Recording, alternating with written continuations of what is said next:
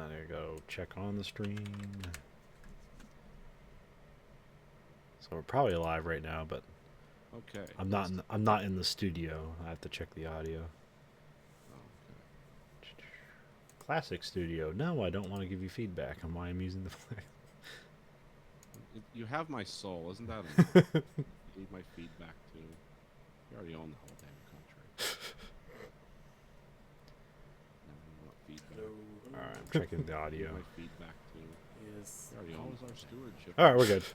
All right, great. I'm recording. From the industrial wastelands of Michigan to the fruited plains of Iowa, this is the American Greed.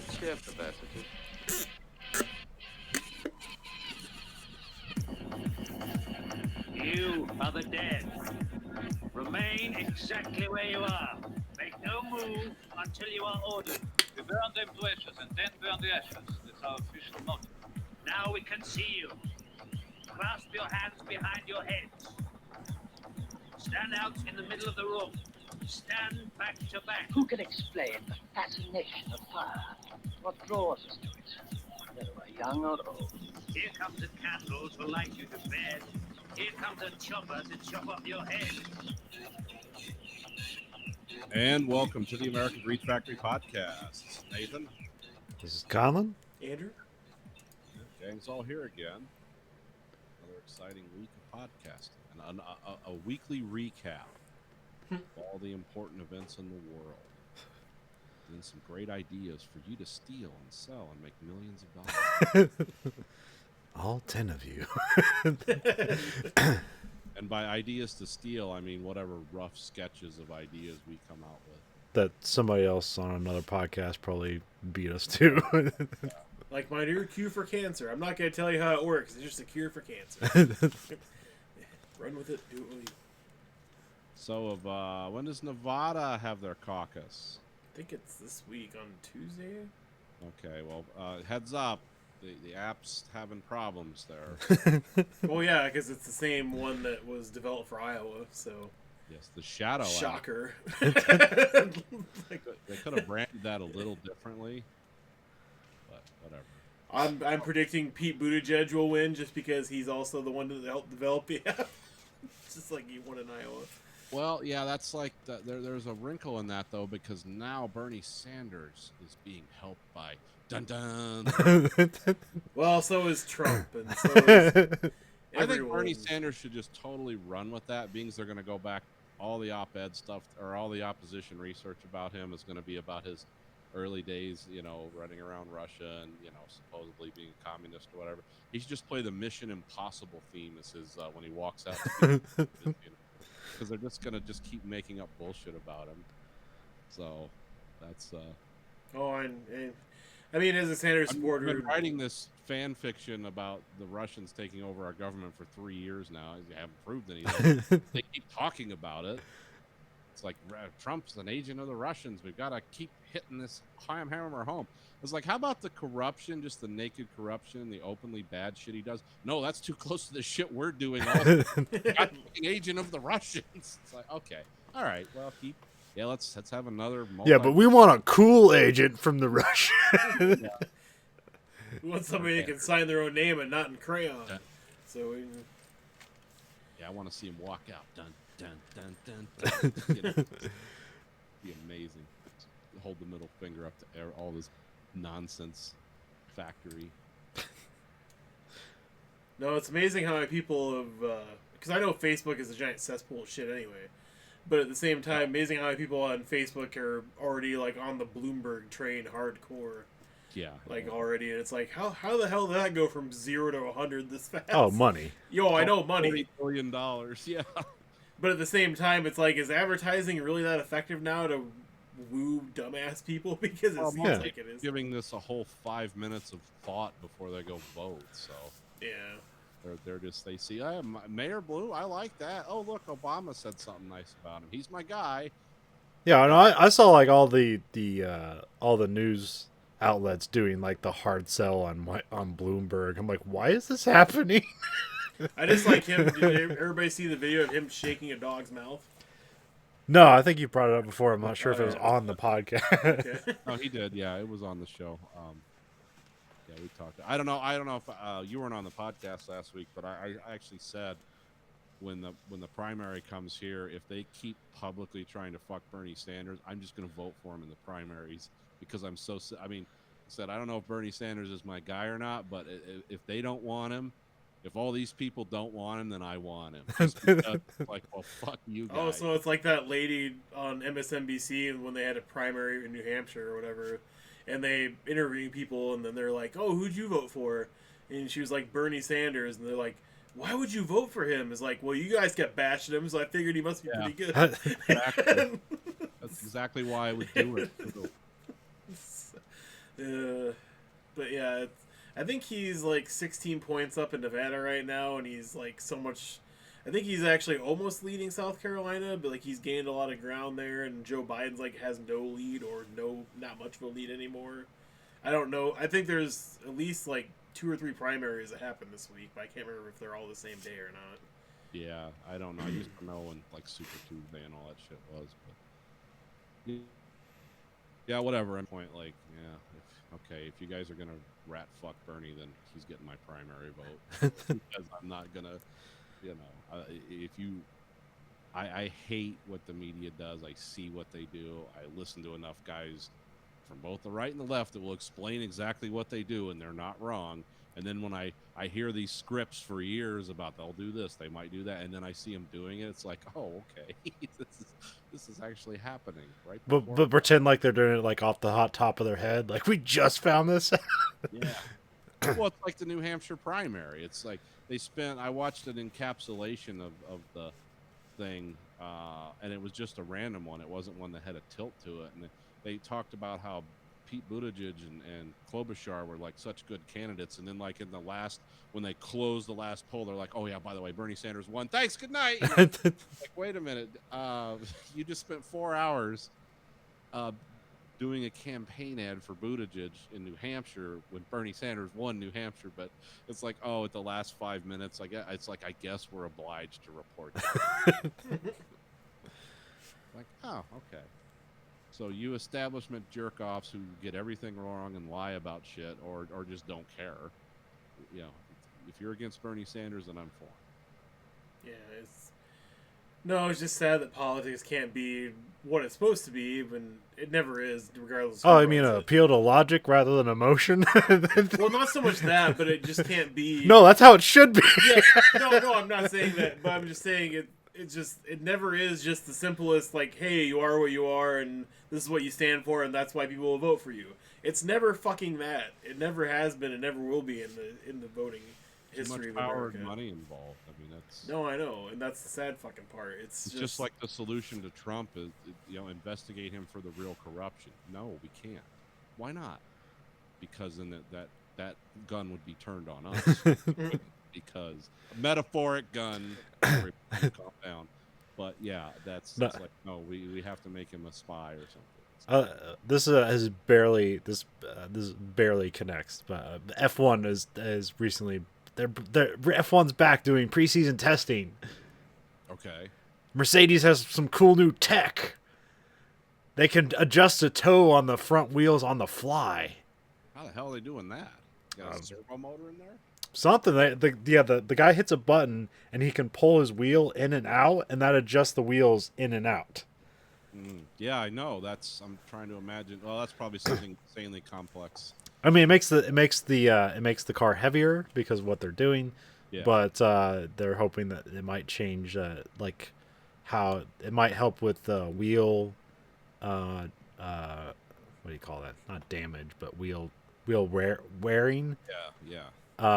Or it can maybe go faster in certain. And they changed the rear suspension, like they made it heavier, so the suspension will come out at like a different angle that will be better for wind turbulence. Okay. So that's weird. Anyways, Formula One, the science fiction of racing. yeah. And this is the last year on this car model. They're going to switch to a new car model. They'll have the ground effect vehicles, so they can do closer racing. Anyways, what this has to do with anything? So there was a bunch of companies, like a bunch of the not company. Well, I guess company. The teams were caught cheating this year. And the reason they were caught cheating is that some other team would see like, oh, they're doing something weird, and they kind of investigate it themselves, and then they go to the FIA and they go, can we do that? And they're like, no, that team's cheating. Hey, wait, is this allowed? No. No. Then guess what, buddy? You got to go do your job. How do you know so much about this? We just saw it. We've been looking close. Like they're halfway through development. Fuck, we can't do it. Stop. The only one I remember that I think is that it's like throughout the race, you have to adjust like the brake ballast because like the weight changes because there's less fuel in the vehicle, and then like how the wear of your tire is like all that shit changes throughout the race. Yeah, very rapidly. And so, so like they constantly have to adjust that like on the fly as they're racing. They have to do that manually. So like somebody like built into the computer to just like do an average and just adjust it automatically. And they found out, and like somebody from another team was watching it and was like, why isn't this guy adjusting his brake balance? It's like, oh, because the computer's doing it for him, like based on like an average. And so that guy gives him 1 more millisecond to concentrate on the race. And then so yeah, they went to the FIA. It's like, can we do that? And they're like, no. We're not opposed to it. How do you feel? And there's also something weird where like the way Ferrari does, like the way they get their engine to be so fast is because there's like some allowable limit of like how much like oil your car can leak. Okay. And then they like leak that oil strategically like into the engine or something, and it like cools the engine. That's great. Yeah, so it's like this is like science fiction. So yeah, that's the F1 update. They're working on the new cars. Everybody looks good, but it'll probably just. But how it always works out is that Mercedes and Ferrari are kind of just like hold back their hand, and everybody else is like actually trying to do hard work, and it won't matter because they don't have money. Those underdogs at Honda. Slaving away. Well, here at least you have Mercedes like showing their dick. It's like, hey, look, we can adjust the toe on the car on the fly. It's like, we can't even fucking do that. Now we have to build a whole department to try to compete. Well, until they find out, it costs a fortune. Yeah. Or breaks down a lot. Yeah. That's always. The Germans have great ideas till you do cost-benefit analysis on them. It's like, no, we're not doing that. The Germans had great ideas at Volkswagen about how to make really fun diesel cars for us. It would cost them $5 billion, but they tried. They gave it the old college. And the Drive to Survive Season 2 comes out at the end of the month, so I recommend watching that. If you haven't seen the first one, you can watch that one too, but this one should be interesting. Where can I see that? Netflix. Okay. Drive to Survive Season 2. I will watch that because I've been going through the dumpster at Netflix lately. But what's this movie? No, this is dumb. This has got people I know. Oh, no, stupid. There's one recently viewed that are like a quarter of the way in. And Yeah. I'm done. Whatever this is. Well, you're using a joke from John Oliver this week. You're already tuned into America's favorite show, flipping through Netflix for 40 minutes trying to find something to watch. Yeah. Oh my God. That's about it. What's this are looking like this week? Yeah, more of the same. And they have like unbelievably cool shit you've never heard of. It's Yeah. promoted. It's like. Well, and they have like tons of docs on there that are like brilliant, but they're not necessarily. Oh, go ahead. They're not necessarily like, what do you call that? They don't float to the top of your recommendations. Yeah. No, I still don't know what their algorithm is really based on because it seems it's supposed to be off likes and how much times you view something or genres and based and stuff like that, but it never seems to click right. It's like, oh, you like this movie, then you'll like this movie. It's like, this is totally fucking different. There's nothing that ties these two together besides just maybe other people watched it at the same time. Yeah, whenever I like watch one anime, then I'll get a lot of weird recommendations. It's like, no, I don't have no I mean, May that kind of like made sense and sort of grabbed your imagination. How about this gobbledygook where someone fucks a dolphin and nobody knows what's going on? I don't think that's the anime I was looking to follow up with. But yeah, it's just like any anime. Here you go. You just like the tits. We know what you're here for. What was I going to say? Totally lost my train. Oh yeah, speaking of Formula One, I got a new car. Oh yeah. Yeah, my other Fusion lease expired. I was getting the letters like, please come in and see us soon. So you got a McLaren F1, is that what? Yeah, that's I sprung. No, I got the F-150 Raptor. The 6.7 liter and the 10 gear ratio front and rear. So you did find a buyer for your house. Yeah, it's just your grocery car. Yeah, it's just to get groceries in. Because everyone needs a car with like 15 inches of ground clearance. Something that flex 12 can flex up to 12 inches. And why not throw the supercharger on it? 6.7 liter premium fuel. If you're gonna be hauling all the shit that used to be in your house, you might use that horsepower. Yeah, if I'm gonna. Yeah. It's kind of hard to climb in the back of it to sleep. We're figuring it out, the three of us, because you got to have priorities. No, I got another Fusion. This one is not the all-wheel drive with the big turbocharged engine. I didn't want to pay for that, so I just got a basic one with the 1.5 liter turbocharged engine because you can't get the 2.5 anymore, non-turbocharged. But that's fine, whatever. It gets a lot better gas mileage. But it came with, just built into the car, all the Fusions this year have the new Ford Copilot 360, which has lane keeping and adaptive cruise control and then all kinds of warnings. But essentially on the freeway, you can just set the cruise control on this car, put a finger on the steering wheel, and just go to work, and it'll slow down, stop, and speed up, and it'll do everything. I do not... If you're starting to drift into another lane, it'll drift you back. Yeah, my insurance went down.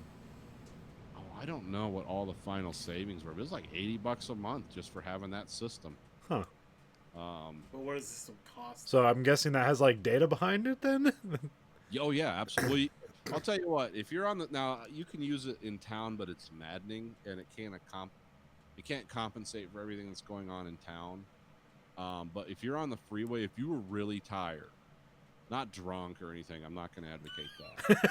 But if you were really tired and say you had to drive like 8 hours, say I had to go from like Iowa to Detroit again or something, and I was tired, if I set that system, it would keep me alive because you don't touch the brake or the gas pedal. It does all that. All you do is keep it in between the lines with your finger. I mean, you can't be asleep, obviously. But I mean, not the whole time. But yeah, because it's forever scanning around you and looking in front of you, and also anticipating lane changes from other drivers, and it does all kinds of you get messages all the time, and then it has just the collision avoidance system where it'll slam on the brakes if it senses something in front of you. But it won't slam them on too hard if there's someone right behind you. It knows that too, but it will try to stop an accident. And then, what's the other thing it does? But like I said, with the adaptive cruise control, you just set it to whatever speed you want, and it, you change lanes. That's about all you do.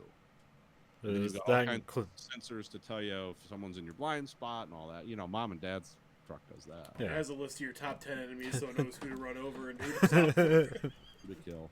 It also has your trial by trolley presets. It has enhanced steering crash avoidance, where if you have to make a sudden move, the car will work with you so you don't flip it over or something based on speed and what you're doing. If you have to like suddenly swerve to miss something, and it does that. That's weird. I went in a parking lot and tried that out. A lot of hard cornering, and you just feel the wheel kind of kick back and give you feedback. So it's like ABS, but for your wheel. Yeah, essentially, because it bucks the wheel a little bit so you don't flip the car over. And I wasn't going that hard with it. I just wanted to see it work. Does that have the auto parking stuff too? No, that's extra. That's you got to pay extra for. Huh. This is This is going to be the standard system across the fleet. I think in 2021. It'll let you sleep on the freeway, but it won't park the car. Oh, you want to pay an extra $300. That's fucking stupid. How the hell is that? That seems like a total huge. It's a separate system, Andrew. We got whole nother guys on that. We can't manage to park a stationary object, but we can manage 60-mile-an-hour speeds. Well, I think that's standard on all. I think that's like standard on all escapes. I think they made that like a feature of all escapes. Yeah. Oh, the 360 thing or the parking thing? Parking thing. Parking thing's actually a different system. It actually works. It uses different triggers. You have to have more sensors for that. Yeah. But yeah, this is kind of weird. My drive to work in the morning's really low key now, because I just set it at what speed I want to, and I stay in the middle lane, and it does. You know, if someone slows down in front of me, it slows down. If somebody, you got to watch it though coming off the freeway, because if you have your cruise control set to 78 and you exit, well, it's not sensing. Off the exit, it's going to be like, oh, we're good all the way down. Tap the brakes because it'll just keep going. And when you hit that resume drive button, you got to be careful. Like, look at what your speedometer or your cruise control was set at, because if you hit resume, like, oh, I'm in stop and go traffic in the middle of Ann Arbor, resume, it'll run right up to 78 until someone comes in front of it, and then it'll stop. And so, is that always engaged, or can you just shut it off? You can shut it off. Okay, I kind of figured you probably shut it off, but all you gotta do is tap the brakes and it shuts it off. You still get all the alerts for what's in the lanes around you and stuff, but yeah, like the one where the mirror. There's a light in the mirror and it'll turn on when somebody's in your blind spot, so it's nice. Yeah, but this is now going to be standard equipment across the fleet, I guess. Not pay extra for.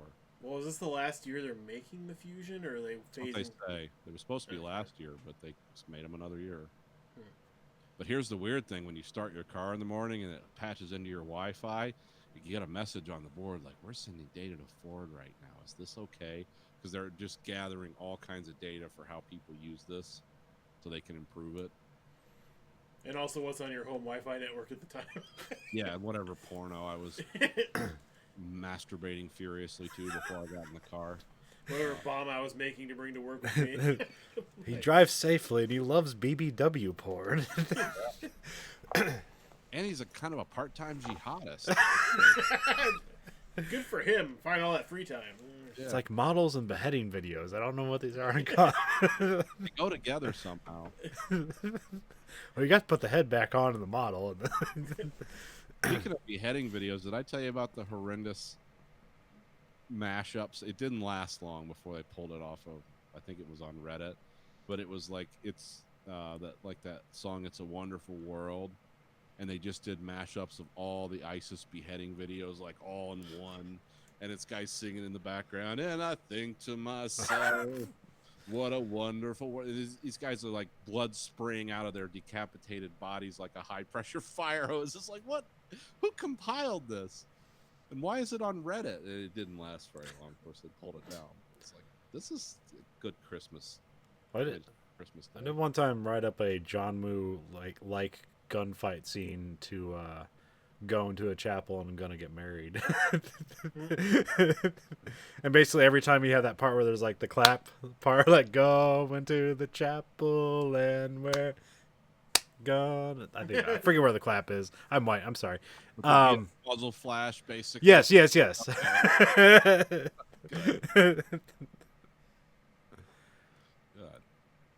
Well, speaking of which, we're gonna reboot Die Hard. Yes. Just before Hollywood does. So Yeah. well, I mean, they're already working. They've been working on it for a while. I think the last thing that failed was they're going to do like a combination past and future movie where it was going to be like McClane in his like academy days, apparently like coming across something that was like along the lines of all the crazy shit he does. But I think they ultimately canned that one. Yeah. It was called Looper 2. Actually, no, it was just called McClane. Oh, okay. But yeah, that last Die Hard movie was just terrible. So, and just Bruce Willis becomes more of an asshole. So, Yeah, he gets easier to work with as he eases into his 80s. He's like, "Where's my $5 million? But you're only on screen for 30. Where's my $5 million?" So I have 3 pitches, an A, B, and C pitch. And I think I'll start at C. Well, I'm not gonna start. We'll see what you. Where do you guys want to start? What were your guys' ideas? Well, I was just gonna fill in color. I wanted to make it dark though. You know how the original one had humor, and if we've been watching Star Trek Picard lately, we're just gonna make it dark. Well, I thought it was like one where it's just go back to the novel. That was pretty dark because doesn't his daughter get killed in that or something? Yeah, well, also it's not about like people pretend. It's not about bank robbers pretending to be terrorists. It's eco terrorists fighting an oil company in the late 70s. Yeah. With something weird. That would work today too. But I didn't really have like an overarching idea. I just wanted it to be as hopeful as like the Beslan school shooting or school massacre. Remember when the Chechens took over that school in Ossetia and like 387 people died because the Russians were going to show them who's boss? Like killed 200 children. Yeah. My C pitch, which I just came up with today because it would just be like intentionally like divisive. Yeah. So of course we're gonna make John McClane, Jane McClane. We're gonna add a woman as well, but transgender still has the dick. No, but well, all right. We'll see. We'll see if anything comes immediately line to you. Like, what woman would you cast as Jane McClane for Die Hard, the reboot? Shit. Well, Sigourney Weaver's too old. All right, Sigourney Weaver's never too old. Action hero. So I was gonna. What immediately came to or a flash in mind to me was Michelle Rodriguez. Yeah, that'd work. Because like her most iconic like look is like a white cotton tank top, like muscle tank top. Yeah. It's like, oh, she just already looks like John McClane from Die Hard. Just take her shoes off, and like, one, she can sell being a badass. 2, she can also sell vulnerability. Yeah. But yeah, that was just one I came up with. I think I wouldn't suggest that one, but yeah. And then my B, or I don't know, did you have any other pitch, or are you just gonna go with my stuff? No, I had a pitch. Okay. Okay. So we don't change sex, or I mean, obviously, recast John McClane. Bruce Willis isn't gonna fucking play it again and redo the movie and shit. CGI Bruce Willis. Sure, let's do like a whole fucking like make him young again for the whole fucking movie. Just be really weird. Let's just do that. It'll pay him $20 million to like just voice act, basically. No, we're gonna CGI in Frank Sinatra. Die Hard, the Uncanny Valley. Because you know that like the whole Die Hard, where it comes from. No, I don't know where Die Hard comes from. Okay, so there's a book called The Detective, which got made into a movie, which starred Frank Sinatra. Okay. The guy so the guy who wrote the book, Roderick Thorpe, I believe is his name, who wrote the book. He saw The Towering Inferno and he thought that was cool, so he wrote a book that featured that same character, something Leland, some James Leland or something like that. Yeah. And then it's called Nothing Lasts Forever, and that's the book that Die Hard's based on. And then and then like originally Frank Sinatra was supposed to be in Die Hard essentially. Okay. But it got in a lot of turnaround, and then they changed it to Die Hard, and they took a lot of things, a lot of like mechanical things, like jumping off the top of the building attached to a fire hose, shooting your way through the glass, like that's all in the book. A lot of the elevator stuff is in the book. There's a lot of things taken from the book, but the whole idea about like it's them robbing. There wasn't Nakatomi Plaza. It was Klaxon Oil. It was like there's a lot of little things that change around. It was 79 in the book, and then this is like late 80s. Yeah. But anyways, yeah, originally that Die Hard would have been James Leland with Frank Sinatra. I don't think that would have been very good, but No, no. Well, I mean, just Because Frank Sinatra would have been like 65 or some shit at the time. Okay, so my pitch is that okay, so you keep John McClane the same, you keep the same stress, you know, they might break up. You know, they kind of are in a hiatus type of situation with him and his wife. What time period are you putting it in? Still 80s. Still 80s? Okay. Because you want to keep it simpler and not like all this high tech shit coming in and making it more complicated to pull off. Have to write a bunch of things to elaborately eliminate plot holes. Yeah, basically. I mean, it just keeps it simpler and it keeps the physics of the situation and all the fighting and everything going on a lot cleaner and more not jumbled, easy to understand. There's no like, oh, we're gonna hack into the security cameras and find him by body heat and all.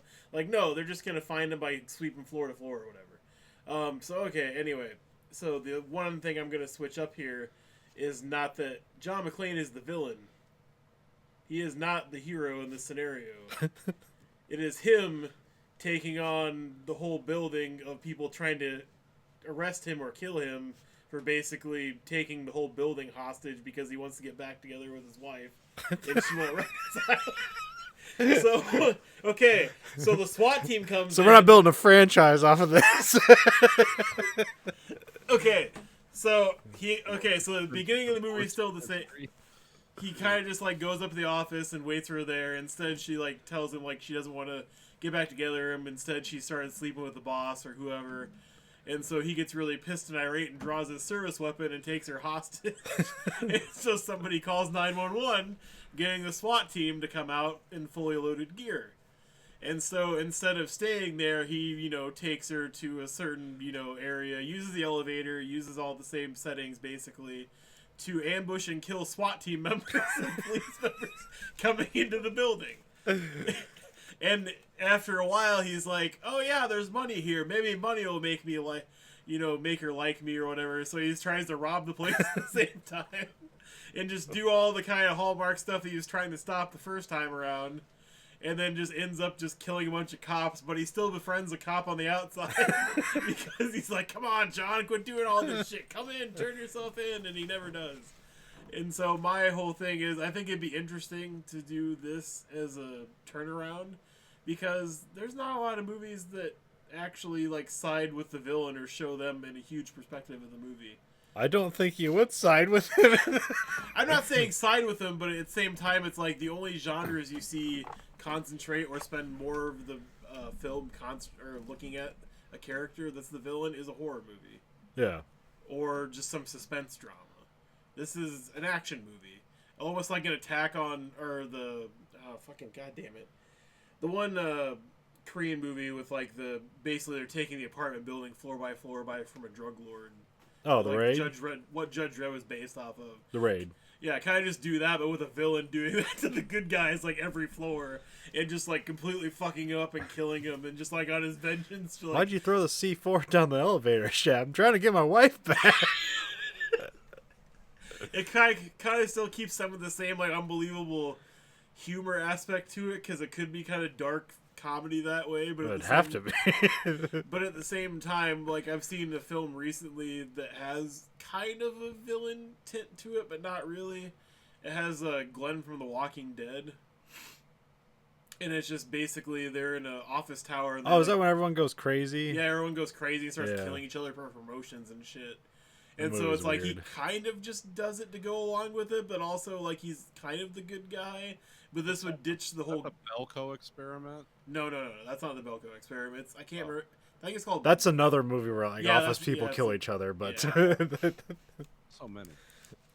But no, it's just, the funniest scene in that movie is like this one woman's like losing her shit and is like, "No, fuck you, bitch! I fucking hate you. Bye, mom." Fucking hangs up the phone. Yeah, everybody gets a disease and then become really impulsive, and then like people like just randomly kill each other. But okay, it's weird.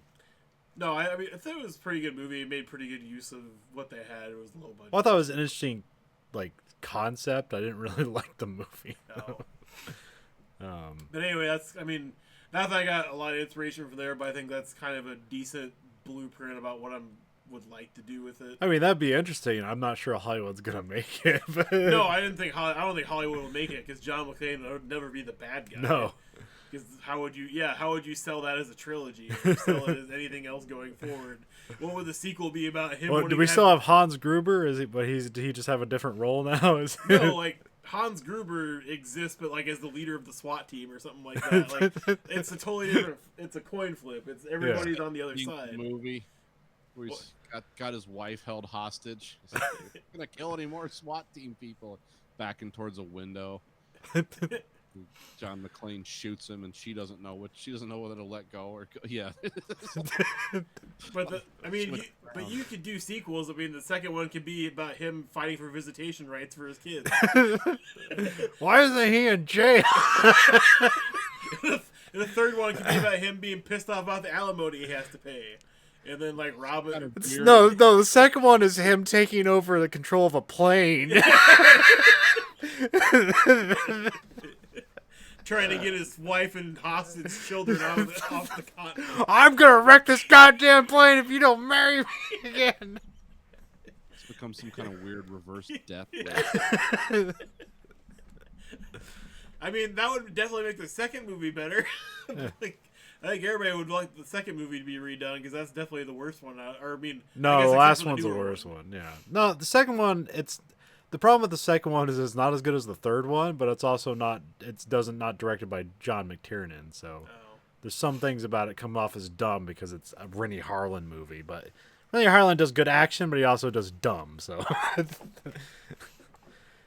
Like I said, I want people to come out of my version of Die Hard shell-shocked. I want the first 10 minutes of this movie to be like this Normandy beach landing and Saving Private Ryan. Jesus.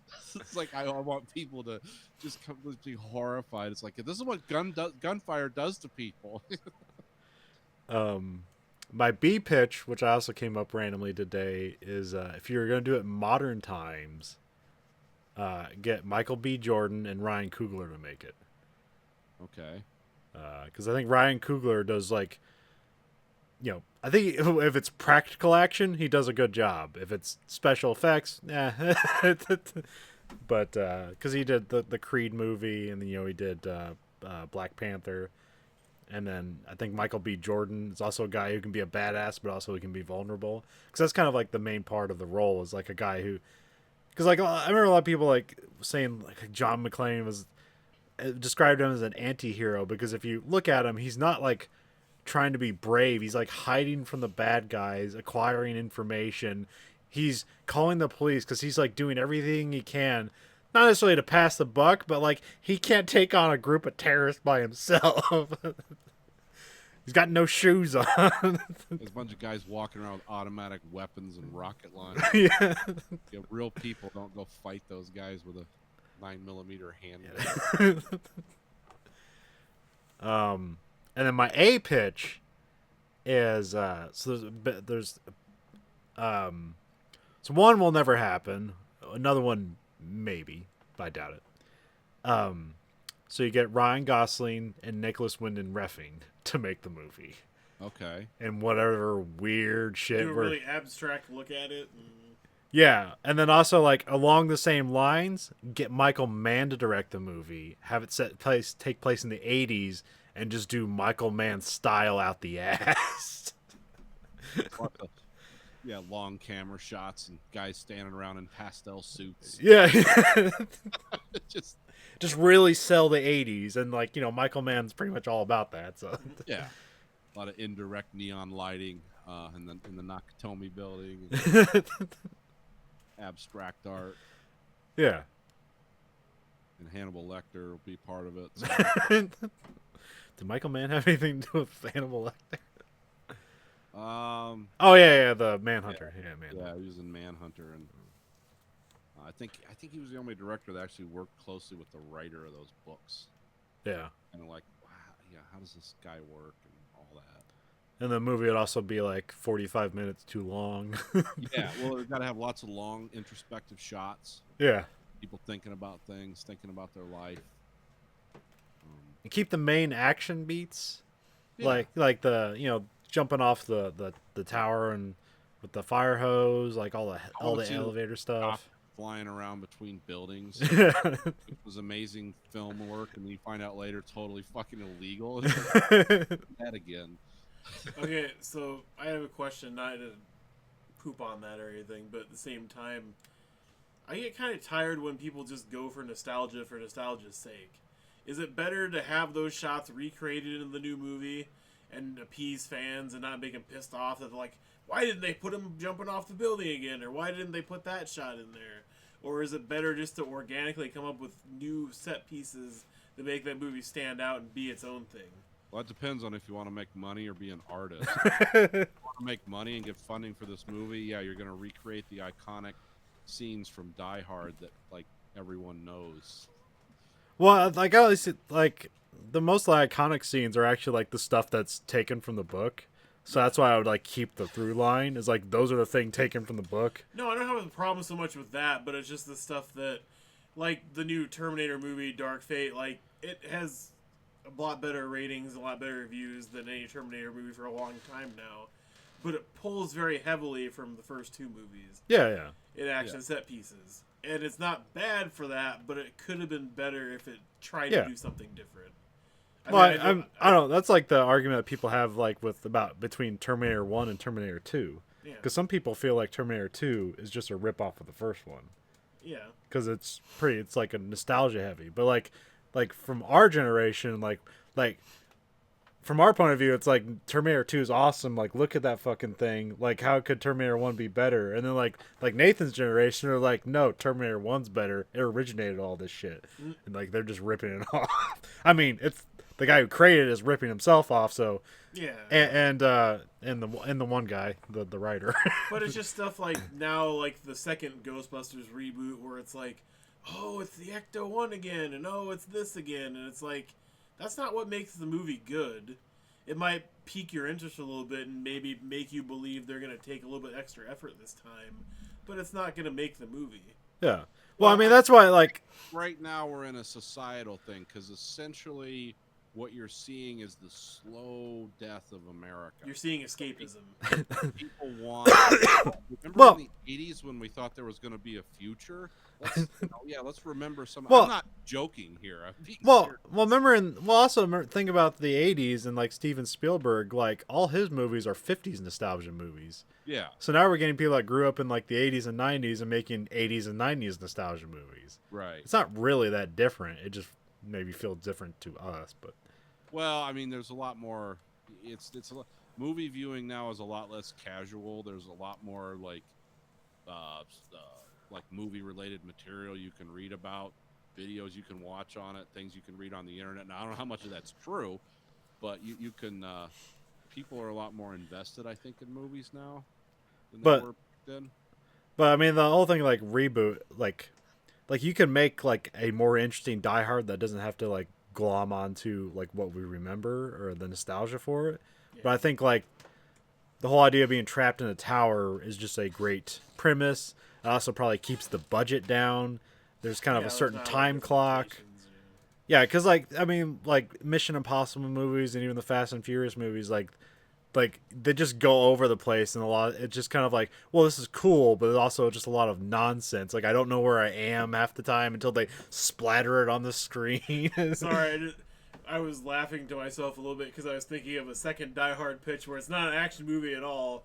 It's him just getting taken hostage right away and like his conscience breaking, so he just unleashes all these different personalities. He character acts through the whole movie as a hostage, and so he's just like a blind, retarded guy for like 5 minutes, and then he's a scared little Girl Scout or something for the next 8. just like a complete Oscar-winning performance, like character actor piece or something for a movie, and there's no action whatsoever. I thought you were just gonna say it's John McClane slowly having a heart attack and he dies during sex. Die hard, don't die soft, you bastard.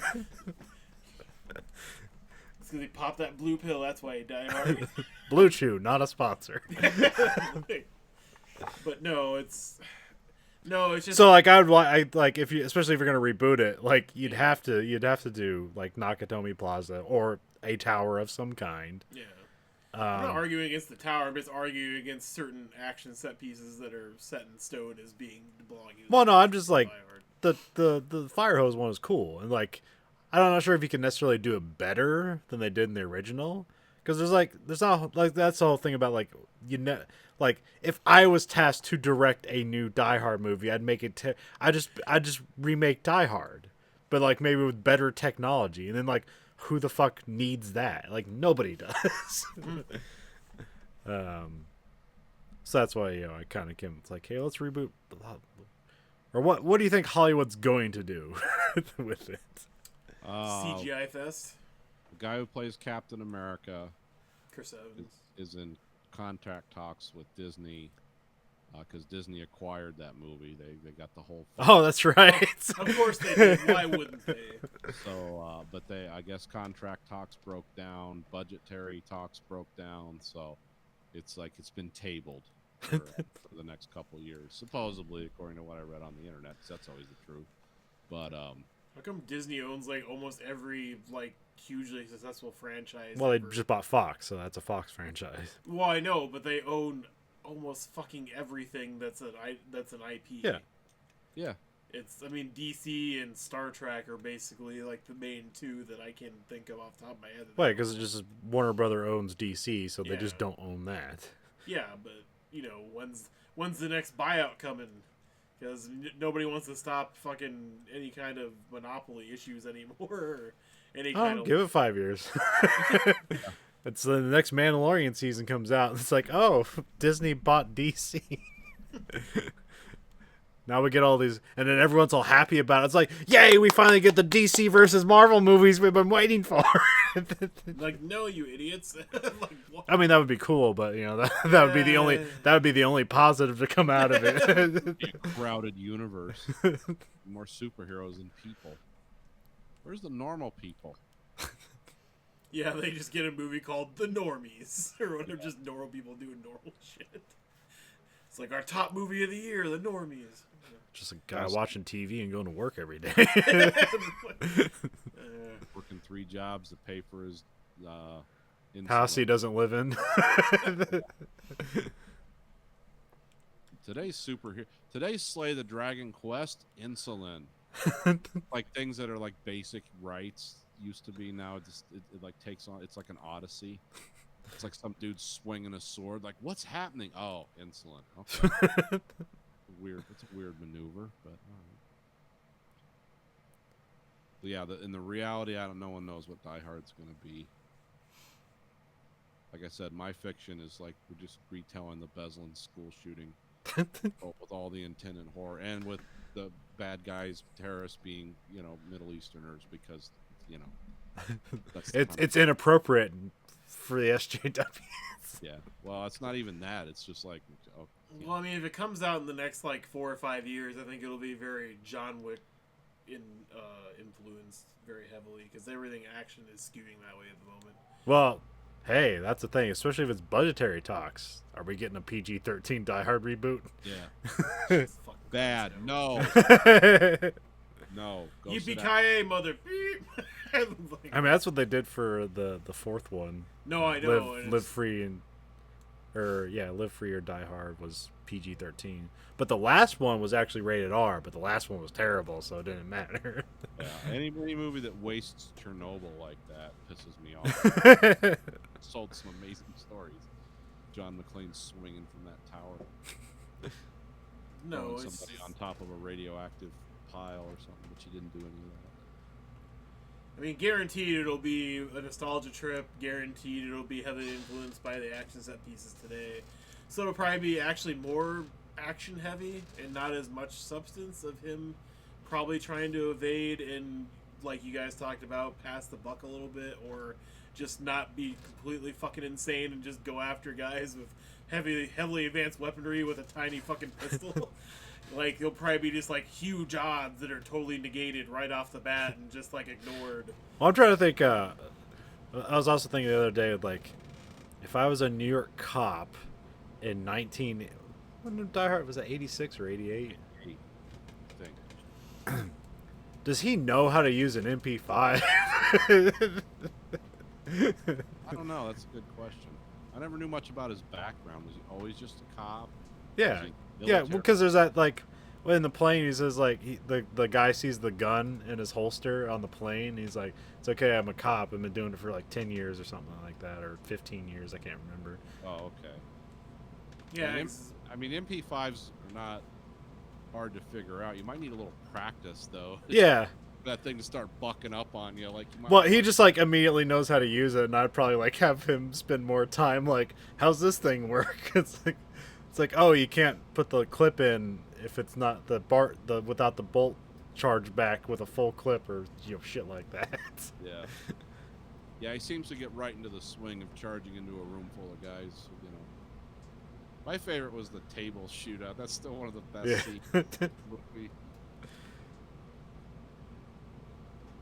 What does he do? He shoots the guy. He's like, "Thanks for the advice." Yeah, it's like, "No more table. What are you gonna do?" And he's like starting to reload his MP5, and then he just like blasts away with his Beretta. Yeah, you just see like bullets go in the guy's knees, and and he actually damaged his hearing significantly doing that because everything was so close. Even though he was firing blanks, he was still going off right next to his head. Yeah, that was.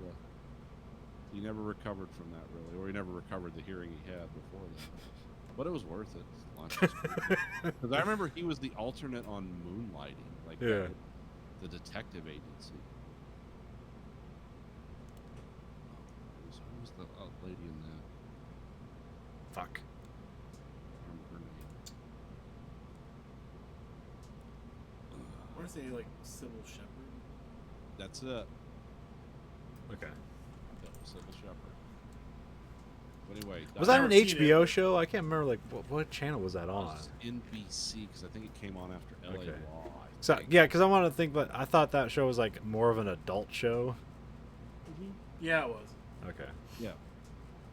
Because it was basically about these two, like, there's so much sexual tension between them, and then they had to investigate these, murders and things, because they were detectives, or private detectives.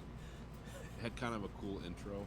It was like a guy singing a song. I just think of that as like the Angie Tribeca show that no longer exists anymore, where just like an episode, because they did shit like that where they're like probably over like a horribly mangled like dead body, but they're trying not to like fuck each other at the same time. There's like, "I want you so bad. Oh no, I can't. We have to investigate this dead body." Sorry. That was a good show. That have 3 seasons? Yeah, Okay. I haven't seen the 3rd season, but yeah, I watched first 2. They're fucking fantastic. All right. Should we roll into the anomaly? We could roll into that. Let's talk about Rush Limbaugh for a little bit. Broadcaster I've talked about. Believed in smoking didn't cause cancer, and guess what he's got now, everybody? Hubris. Some kind of lung cancer, but don't worry, everyone. He's rich. And he just got a medal from the president for some reason. Yeah, well, it's for Presidential buddy medal. Yeah, pretty much. Best friends for life, Rush. Come on. battle with like 2 guys on a golf course. Blowing each other in the sand trap. Yeah. Buddy, that's fun. But yeah, I was thinking like, how's this gonna end? Is he gonna go quietly off the air? Or is he gonna have that Charles Krauthammer iron lung of hate? Remember that guy, the Fox commentator, Krauthammer? No. Yeah, he was in a car wreck. He was basically paralyzed from the shoulders down. He was in the 80s and 90s. He was a real conservative. He's very mild by today's standards, but yeah, he had a machine that would breathe for him, and he'd go on Fox News and do interviews. And he'd be talking, and all of a sudden he'd be like, because the machine would have to breathe for him or whatever. He was paralyzed. Yeah. But he said, yeah, he had that right wing stuff. So I was like, oh, here goes Charles and his iron lung of hate. Because there were those noticeable pauses when he would talk, because something was mechanically breathing for him. I was like, is this how Rush is going to end? Is he just going to be on his show talking about, like, the deep state and everything, and then every so often, going to have that weird... Oh my God, is it coming? Well, he's just going to die on air. And they're going to play that Pretenders song. It's like, dun, dun, and there's Rush, and they're dead, blood coming out of the corner of his mouth. This is the final broadcast from the EIB network. This is it's the end of time for Rush Limbaugh. Because Rush Limbaugh was a guy who was cool, like in the '90s. Like he was, I never agreed with him. I don't have enough zeros in my bank account to agree with guys like Rush Limbaugh. But he always, like the first term of Clinton, he was wildly entertaining to listen to. It was crazy, but it wasn't completely nuts. Now it's just complete. It's all like QAnon and deep state. He's gone on, and this was a guy who hated Trump back when primaries were going on for Trump. But it's weird. It's like, where's this going to end up? This guy going to keep screaming till he takes his last breath? Or where's he going to go? What's going to happen with Rushy? Well, might as well start endorsing cigarette brands. Wasn't he? He was a cigar guy, wasn't he? Yeah, Probably. I don't know. I remember when he had his TV show in the '90s. He weighed like 700 pounds. It's like, well, this guy's not going to be around much longer. Well, he's still here. Just further proof that hate keeps you going. Oh yeah. Hate and money will get you really far in life. Well, that's what the one article I was reading about it. It's like, yeah, Rush revealed, and this was a couple weeks ago. He's got stage 4 lung cancer, and it's like he just signed like a $250 million multi-year contract with Citadel. It's like, what's it gonna mean for them? It's like, what's it gonna mean for him? He's gonna fucking die. I mean, it's like this weird. But those are the communications that talk favorably about Rush Limbaugh, and then everyone else, of course, pours hate on him, which they should, because he poured hate on everyone. But my favorite was the Onion article. I think that cancer is very upset that it has Rush Limbaugh. That's amazing.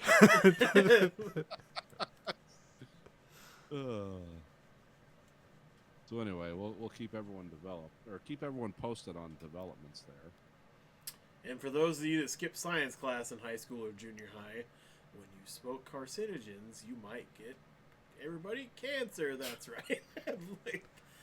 I don't know if you've been told, but when you alter the state of your body, things might happen. Or you could just do nothing and still get cancer. It's a crapshoot. It's wonderful. Black hole sun, won't you come? I think Rush should go out in like a goth theme. Like he should get really into just like black hair and dark up and just start playing real downbeat music, but still talk about the Democrats and the deep state.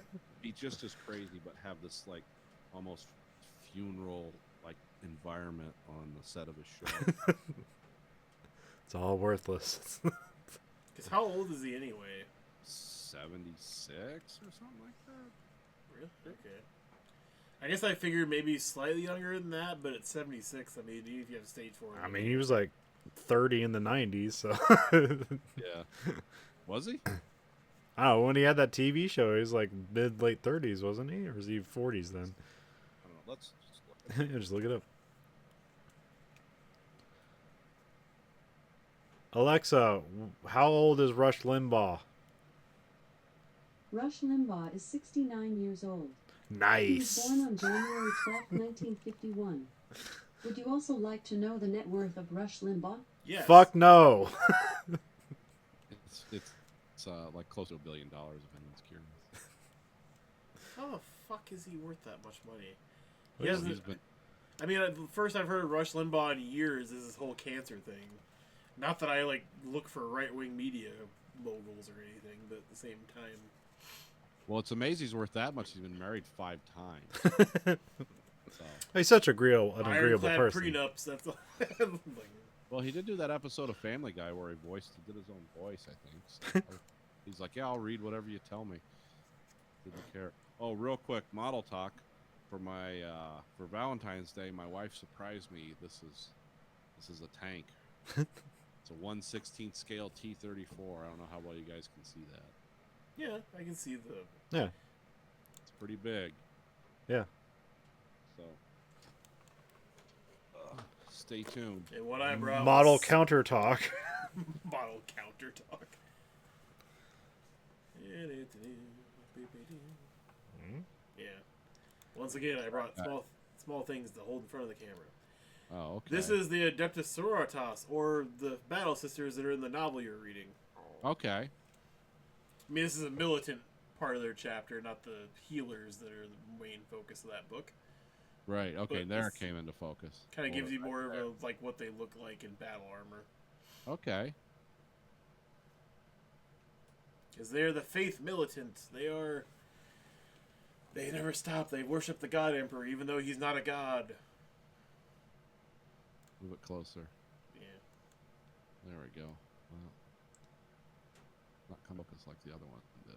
Well, it likes to focus on faces, so if I get my face out of the way, Andrew's face out of the way, it'll usually focus. Oh, Yeah, okay. if Conlon fingers my face, and then gets his face out of the way, it kind of focuses. All right. But if I like actually came prepared with like professional photography, like uploaded images, this might go a little bit smoother than Conlon holding it up to a webcam that might or might not focus on things. All right. That one came in good. There we go. Huh. Always like the ratio of the Warhammer universe where the firearm you're carrying is 1/3 the size of your body. Well, that's because when you got two separate organs for, like, you have 3 hearts, 2 livers, and all this other shit, and you have all this, like, stuff woven into your body to make you super strong and shit, you can carry whatever you want. Yeah. Like, so. What's that banner? It's like a skull in a cabinet. It's like a relic. It's like because they It's have, like, an living ossuary or saints. something? Well, they have, Okay. like, living saints and stuff. It's like a proof of their faith, like a half-decayed skull. Like, one side's perfect, like they're still alive, and then the other one's totally decayed or whatever. And so it's just, that's what they do, though, because there's a $110 model that, like, I kind of want to buy just as a display piece, but it's, like, the Saint Catherine or something like that. It's just, like, basically a body that hasn't decomposed at all because it's like the living embodiment of a saint that sacrificed herself in battle for the greater good or whatever, and blah, blah, blah. So it's like they believe that basically faith can protect them, and it does, actually. It brings them back to life, or like fucking regrows limbs that got blown away and shit like that. It's like, okay, that's cool. I wish me praying to imaginary friends did things for me in real life, but unfortunately they do not. Well, So- look at Lenin. He never decomposed. Must have been all that hate. Comrade Lenin. Ready to dive into Anomaly. Yeah, do you have the thing I sent you? Timer set up. Yeah, hold on. Let me get my timer set up. I want my watch.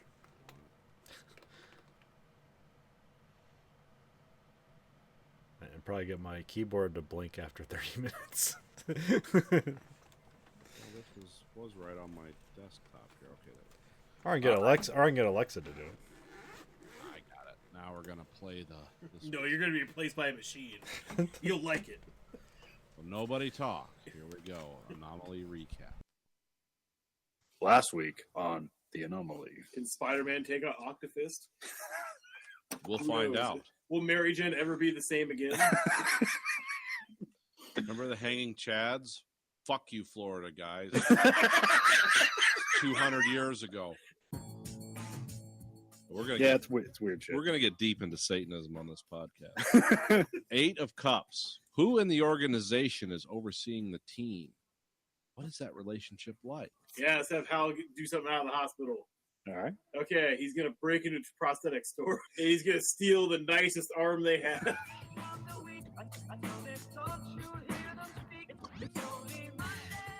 So the catch is he doesn't just steal one arm, he steals like 5. And he makes like a Dr. Octopus like rigging out of it. So he can work the whole thing with his one good arm in his mouth. Well, no, he does have like different attachments. He has like a hook arm, he has like one of those ones like a rubber, like it's like a immovable fist or whatever. So just kind of like his punching arm. Or whatever. This is my fisting arm. So what does it sound like when he's fisting? Like,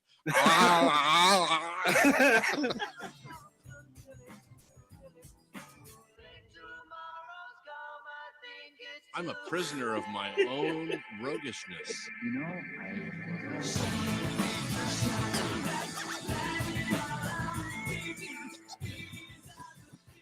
Two hands get the job done. So if 6 hand gets the job done, Now, are two hands also for fisting? Yes, they could be. We've got to If it's a- clarify this. If it's a problem. If it's How can we work fisting into anomaly? This woman is unsatisfiable. The anomaly has opened her vagina to chasm like love. Quick, shove all 6 fists in. Tunnel of love mode. The mote in God's eye. Okay. Hi, Mom and Dad.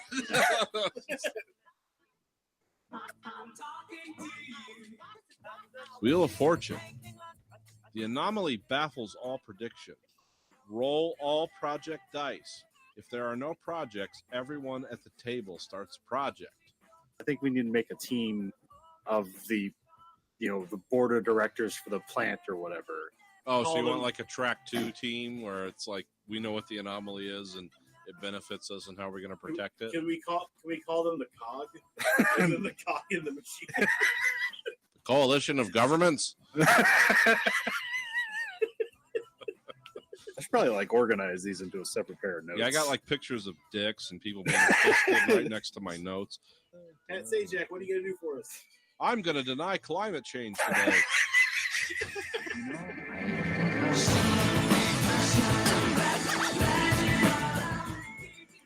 Five of Cups. A project fails and the organization demands answers. Who takes the blame and what really happened? Or do you want the reveal to fail and we never learn one of the board members? That might be good. Shadow Man. Mr. Oliver Plantagenet. Sandra Fisk, like in her heroin stupor phase, is she like Yeah, she becomes a voice for the anomaly? She gets like a in her main line to drug- the anomaly. And the anomaly is tired of being enslaved. It wants to be free of the board of directors. Okay, It wants free to of be the cog. It wants to be free of the cog. No, it's like the anomaly. Would you say it's like, is it like a legion? Is it like a bunch of voices coming together as one, or is there like one voice at the top of all of it? No, there's one voice at the top, Okay. and everything else is kind of a tentacle of the anomaly.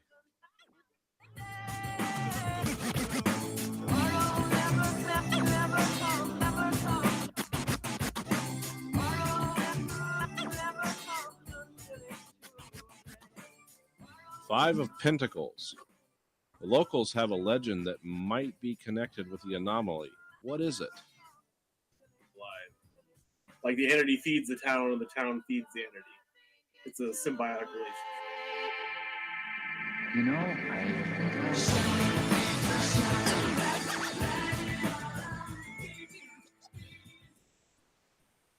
I'm writing old times God anomaly. In this age, it's all about manufacturing and keeping jobs in the town to keep the town alive. Whereas when they founded it, maybe it was in the fields, like growing crops and keeping the town alive. So it's more based upon like how. Should we have like a weird farm where it's like the old God like is like still has some weird thing working? We gotta go with Yeah, the like like- American Gods angle with this. Like there's the old gods and the new gods. I mean, you could have like fucking like. That's when it was growing- known as Farmville before it was factory. No, but no. I just want to see like it looks like a field of corn, but there's like apples like growing from the corn stalks. That's a or just weird like image. weird shit, like there's a full crop in the middle of winter. Yeah. And it like grows like every weekend. You know the X-Files film where they had just like fucking corn in the desert, you know. Bees and all that other shit. So we get to reveal another member of the COG, and we have the new member of the Mystic Society coming in. Mary Gibson. Mary Gibson. I can give you your social if you want. No, That's okay. Yeah. we don't want to dox her on the internet. She's a Virgo. She's a virgin. Virgo. Vertigo. Oh, okay. She works for Circus World. The fuck is Circus World? She's a guidance counselor. She's a guidance counselor at Circus World. That has to be the worst job. What is Circus World? First of all, I don't know. I think he's just making This shit is up. all, no, this is okay, all from okay. that website for the fake name generator for This is witness witness protection fake name generator. Oh, okay. She drives a 1998 Ferrari Marlboro. Jesus Christ. Okay, so yeah, that's the board member. Mr. Thomas Tudor. This virus has the strangest pathology ever. As it grows inside the body, it creates something that looks like a bullet wound to the forehead. We don't understand how this is working. What is Dr. Octopus Fist? Octopus. That's exactly right. I'm talking to you.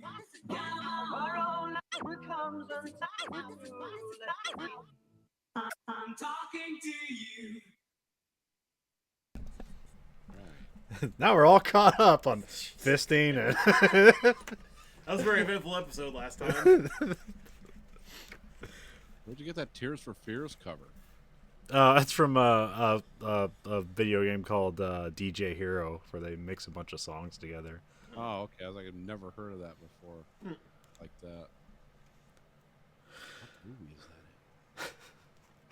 They also have a Pinball Wizard cover, but instead of or no, not Pinball Wizard. It's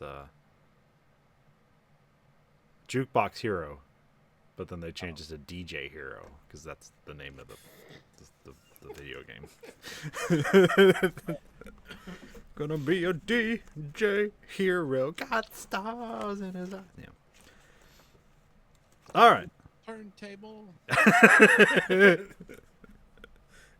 Yeah, I believe they actually do that. Standing in the rain in a steady downpour.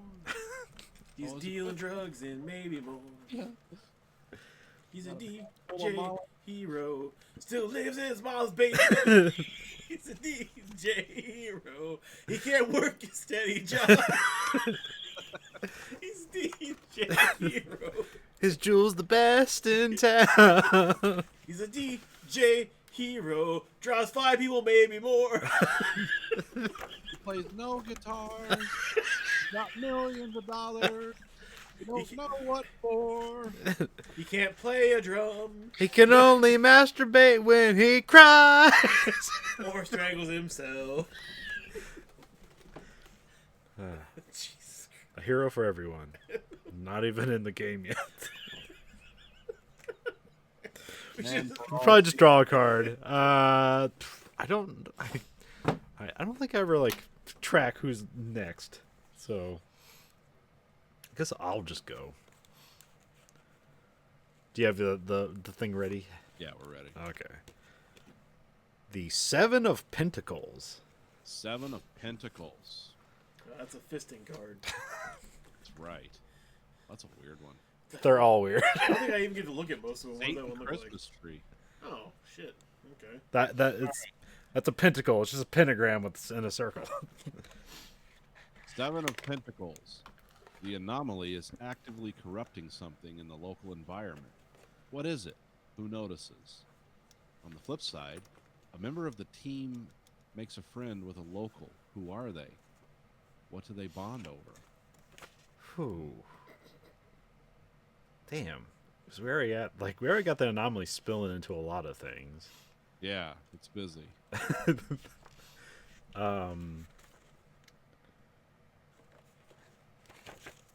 And I don't know, like, befriending townspeople. I'm not sure. Huh. Which team? Maybe get the FBI back or the XBI back on that, because I don't think we did anything with them last time. We just changed their like dynamic of their relationship. I think we don't think we did anything else with them now. I think we'll go. Now I'm forgetting who's on the XBI. Hold on, I got the notes here. Dana Boulder. We were going to create a Fox Scully, but we never got to it because Fox Scully sounds like skull fucking. So it goes perfectly with fisting. So yeah, fine. Yeah, there's Flip, Dana, and Tim Conway. Yeah, Tim Conway. Yeah. Somebody Tim Conway befriends like. Maybe he well, I don't know. We befriend that drunk that we had. Oh, the guy in the bar? Yeah. Who confused cops and toilets? Yeah, Calvin Hobbs. Yeah. So Calvin and Flip are bonding over what? Their They're just- love of urinating into people's mouths.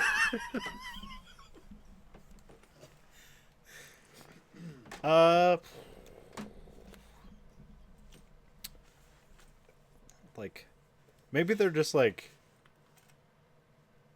Maybe he just Tim just likes he's just Calvin's just going through conspiracy theories and he's just thoroughly entertained by it. It's either he knows they're not true or he knows some of them are. Oh. He's like, this Either guy's. way, it's the withheld knowledge of superior friendships. Yeah. I make friends with only people dumber than me, so I can feel smart. This guy's eating mud off the street. He's my new best friend. You guys think he's pissing in a cop's mouth.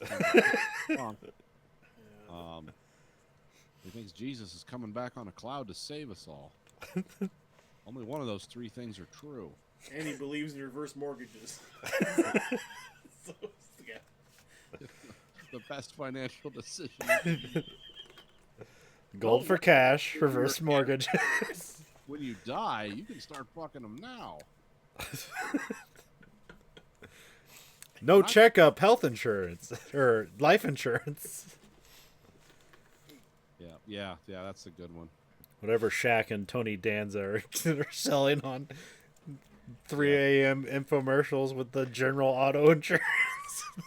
Tom is here to talk to you about morbidly obese people's problems. I think it's anytime like a B-list celebrity from the 80s checks in to say they're still alive, they should say so in the beginning of the advertisement. Hey, it's me, Tony Danza. I'm still alive. Unfortunately. And I'm here to sell you something so I can continue to live. It's this. All right, then we have the board reveals. We have 3 and 2 turns left on those. Okay. And I don't think we have any other project right now. Yeah, because we added the new member and the last board member of my turn last time, so I think we don't have anything else. So I think while Tim is having fun with Calvin, he's learning shit about the anomaly, or he's telling him shit about the factory that he didn't hear from directly from the foreman. So he's starting to piece that shit together. Because they didn't find anything in their investigation other than or did we have? Yeah, they just interviewed people. I'm not sure if we had them tear shit apart, because I think that was Pete's job, right? No, not Pete. Fuck, who's the octopus guy now? Hal Simpson. Yeah, Hal. Yeah, I was gonna make a nice notes list to keep all this stuff handy. All right, so we have Tim get some info about the factory that's may not be reliable, but no one else has been this forthcoming so far. Yeah, just keep feeding him booze. Get something. Okay, and then so we'll go to Nathan's turn. We'll have Andrew pull a card for Nathan. Nathan, one of these times you have to do this job yourself. I don't. Why I gotta do it all your goddamn time. I got carpal tunnel. The Ace of Wands. Ace of Wands. It's our first ace card. A helpful suggestion is made by someone inexperienced. What is it, and how do the others react? Someone with authority has embarrassed themselves. What did they do? Who was caught in a particularly shameful act of masturbation? we always have Sandra Fisk doing embarrassing things. Oh, to feed her drug addiction. Yeah. Oh, that's gotta be. So who's someone inexperienced that made a... Well, we just got a new Mystic Society guy came in, Thomas Tudor, which I don't think we really dived into who he is or what he does. Or Okay. he's just a tech guy replacement, but I don't think we've Fleshed out his character yet? yeah, Okay. given him a Cockney accent or something. Yeah, one of you guys is gonna be doing that. I'm not gonna. What suggestion should he make that is helpful? Being he's new to the team, I'm trying to think of something. Like maybe we should turn these cameras on. Start recording this shit. He's like the guy who it's like a bunch of smart people and they forget the simplest solution. Yeah, it's probably something like that. It's like, oh, this weird shit that's happening. You can record it on this. Don't have the camera facing in a wall when the ghost shoves you over. Point it at the person before it happens. I mean, a camera did blow up and put one of their guys in the hospital, so maybe. Maybe they're guy about. What are those things called that all the hillbillies use for deer season? The remote the trail cameras. Yeah. Maybe he suggests they start using remote trail cameras. Okay. night- Or just stationary cameras set up to catch things or whatever, instead of relying upon a guy holding a handhold camera to capture everything. Well, trail cams usually have a night vision feature too, and they're motion activated. So you could like potentially record something you didn't expect, like catching one of the board members. Or maybe this when they Act of bestiality. or maybe this when they find out like the weird field with the corn with the apples like just off in the corner. Like, what the fuck is that? Yeah, how would he suggest that they find that? Well, just be like when he's like reviewing footage or something. Oh, okay. Should we make that a project like like Thomas Tudor reviews the cam footage? Yeah. All right, roll. Idea. We'll roll a dice.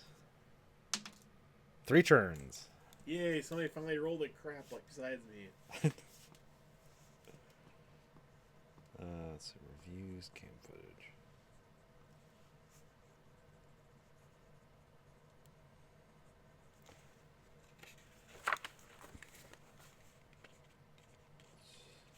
Next turn, we get to reveal one more board member, which I have a name for him. So. All right. But we'll reveal that almost immediately. As soon as Andrew goes. Was there anything else you want to do, or is that you set up a project, so you pretty much it's your turn. All right, Andrew. Yay, I get to draw a card for myself.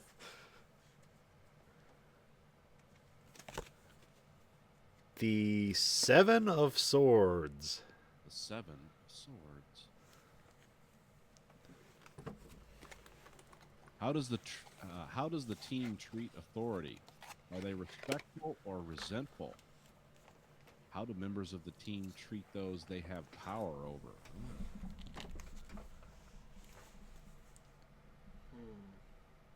Well, now we have 3 teams. Got XBI, Mystic Society, and No, I know, but I think and the COG. saying anything. Oh yeah, that's true. Do you want me to reveal the name of the new board member? Yeah, reveal the name of the new board member first, and then we'll add something spicy enough for me to consider that. The new board member is Ferg Turgidson. Okay. Spell that for me. Ferg, Ferg. Okay. And then turgid with a sun at the end. Totally misspelled that.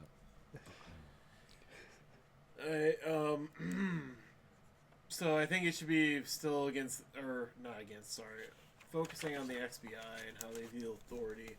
Because, I mean, ironically, they're the highest authority in this story for the most part. Yeah. But obviously they don't take the other people questioning their They're not like the local cops, or like they button heads with Nomar Garcia Parra.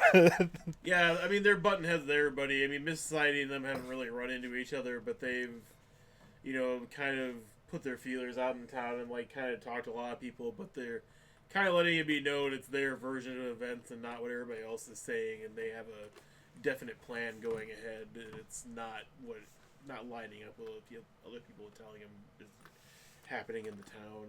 So it's like a thing in movies where like the local sheriffs get pissed when the FBI shows up because they take control of everything. Yeah.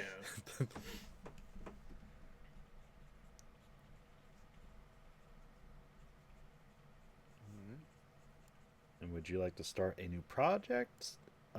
Do something with the anomaly? secure or endanger something.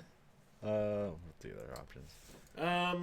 Let's have Hal Simpson work on a new project since he's done with all of outfitting himself to fight or repair or fix whatever he's doing. So we're gonna have him head to the factory and really find out what's happening there. To start investigating the shit out of that place with his 6 arms. I'm sorry, 5 arms and a fist. 1 real arm, 5 fake arms. And a big rubber fist. This will come in handy. And don't forget the drum of lube he's dragging around just in case. He's got like that to stand by. Horror movie intro is like you hear footsteps and then the scrape of a 55-gallon of KY jelly. Step. Here, you want to hand me a dice so I can see how long it's going to take him to investigate the factory? Do you want a 4-sided or 6-sided? 4-sided, it's fine. Okay. I don't need to add 6 turns to this investigation. 1. Oh my god.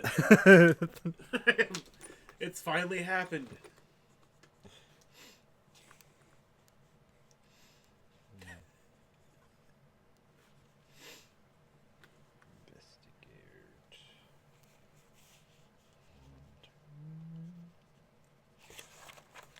What else?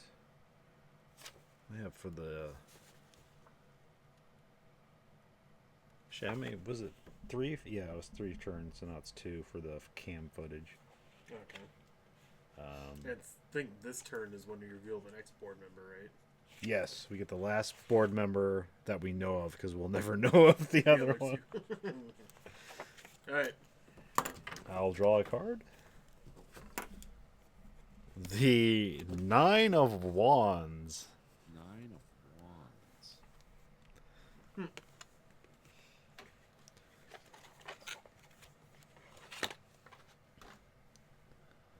9 of Wands. The team discovers a valuable practical use of the anomaly. What is it, and what does the organization want to use it for? The team finds someone that will help contain the anomaly. Who discovers it? Acquire it as an asset. Huh. Because, like, one thing, we can take the cog, and, like, they're already using the anomaly. Yeah. Or we could take the XBI, and they find some way to control the anomaly. But also, I don't know, the Mystic Society is, like, the only ones that have, like, had, like, close contact with the anomaly. They could find a way to communicate with the anomaly. Well, they did before. Yeah. Cassandra Fisk, when her heroin stupor starts talking. Right.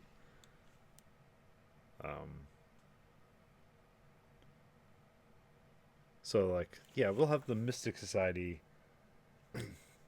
is communicating with the anomaly. Is that, like, a part of the thing you just read? I can't remember. Yes. Okay. They broke into the veterinary school and they're feeding her ketamine in high dosage to keep her communicating at full horse volume. tranquilizer. Well, we've already established, like, the more high she is, the better she does her job. So, Yeah. I mean, what better supply? It's not like this town has, like, a local drug dealer. It's like, here, all the free cocaine you want. Wouldn't we have Nomar Garcia Parra was feeding her drugs at one point? Yeah, he was, like, helping her. He was, like, feeding her, having for information. Yeah, because we had to have somebody betray, and she betrayed the team. Yeah. But I'm assuming that's kind of maybe kiboshed a little bit since they kind of, got betrayed and everything. And, like, he's not... Well, then, like the team doesn't even know they got betrayed because they didn't find anything. Yeah, but at the same time, like, he doesn't think they're a threat anymore because he's kind of stopped keeping tabs on them, so he wouldn't be feeding her still. Or at least on an active basis. Yeah, should we... Like, what should we do?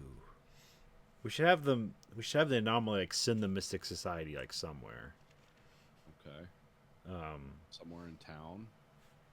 Yeah, like... Or does, like, a magic Uber car show up and they just hop in the car? And then we're like... We don't reveal that yet. Because we also have, like, next turn... We had the cam footage gets revealed.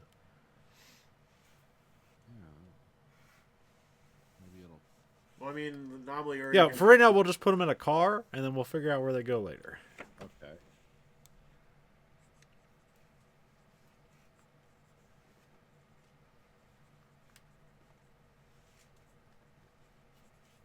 You know, because like we can send them to the farm and we can have them investigate the farm bill. Would actually be the thing because they're going to review the cam footage. Yeah. Okay. All right. I believe is it your no Nathan's turn? Yeah, it's Nathan's turn. Okay. It's just my project's done.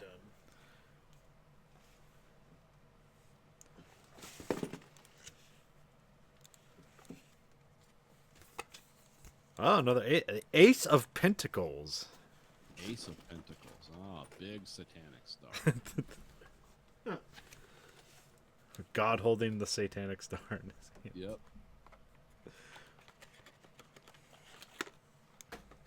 There's a local population in this area blissfully unaware of the anomaly, but on the brink of disaster.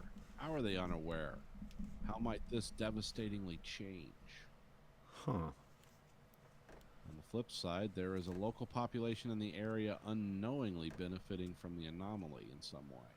How? How might this cause problems for the team?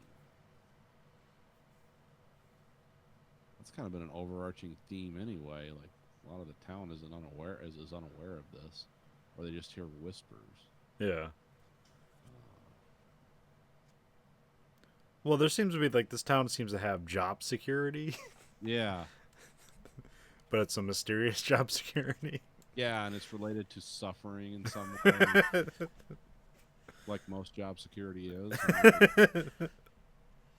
Well, maybe all the factory workers somehow could be like really not aware of what the hell's going on and just think they're doing a really good job, even though they're not really doing anything. They're just kind of like standing around and basically. Man, we never have to fix these machines.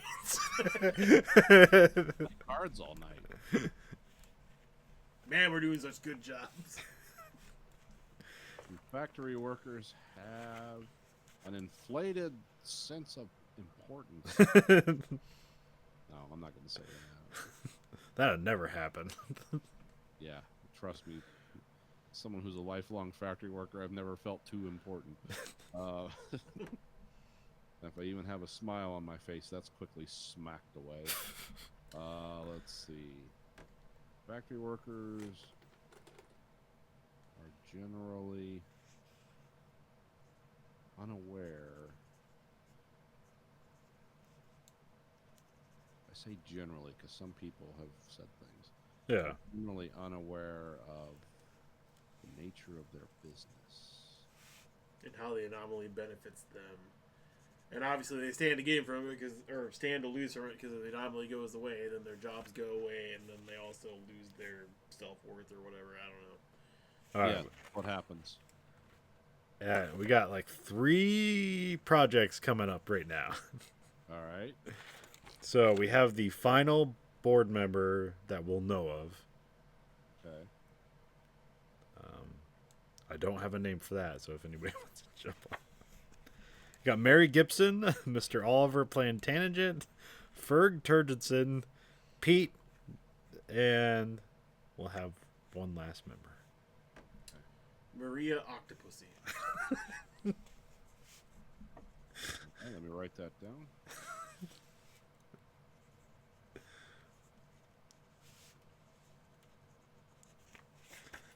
And we also have the camera footage gets revealed this turn. Okay. Which I guess we're just gonna have it be the farm. They know it's the farm. Yeah, well, Thomas Tudor has put cameras up around town. Yeah. And what he discovered is he thought he was watching he's watched the apple corn plants grow. Or the uphorn. Yeah, that's a good one. He has watched those. Okay, I'm gonna say apple corn. I can't do that. He's watching uphorn. Yeah.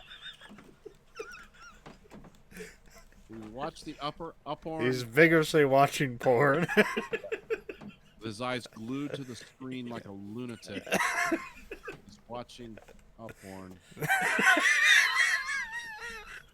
grow large and tall in front of his eyes. And form fruiting bodies. Purple and veiny. Release them to the ground. As the leaves sodomize the desert. Yes, as the corn apples fall to the ground and spread rapidly.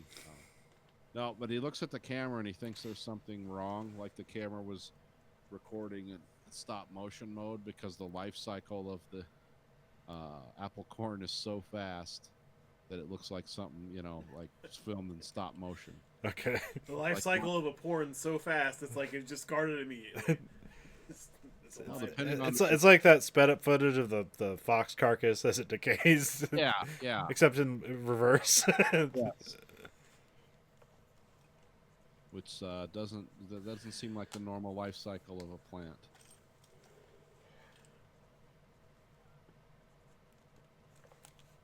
And now, Andrew, because it's your character, Yep. Hal Simpson finishes his factory investigation. Okay, so he dramatically busts into the front door with all his fists blazing, and then he sees the very skeleton crew in the factory park as its third shift. It's nighttime. That's how he's pulled off all the things he's done so far. So he realizes, like, pretty much the whole factory is basically running, and there's very few people there, and there's, like, basically all this shit's happening, all this stuff's being produced, and nobody's really paying attention or doing anything.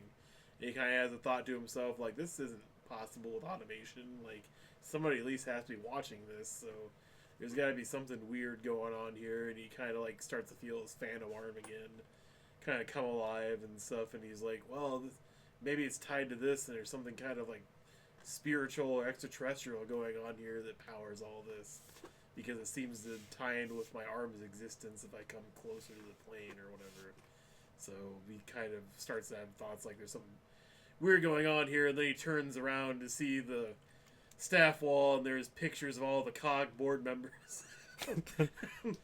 Like the members. Except one. Except one. A blacked out, hard to tell, fuzzy photo that was enlarged too hastily. And all he sees from that is nothing. So he Erected in haste. focuses on Maria Octopussy, because she's obviously the ringleader of this operation, and decides he'll get his answers from her in whatever way possible. Should we make that a project? Yes, he will storm Maria Octopussy's house. You want to do a 4-die or a 6-die? 4-die. 1 turn. He's really quick now that he's got all 6 arms. Now Hal is storming Maria Octopussy. He's got to stop for a porn or two first, and then he'll be off. Oh, this porn is delicious. Porn. Sure. Sorry, I just love the fact that you came up with apple corn, so I could just shorten it to a porn. Porn. The throbbing fruit. A porn or two a day keeps the doctor away. Or at least the urologist. What flavors do you have? Grape and red. Not like missionary up porn. There's also yellow delicious. Oh, Asian porn. I love it. Ooh, cream pie. Italian dissonance of porn.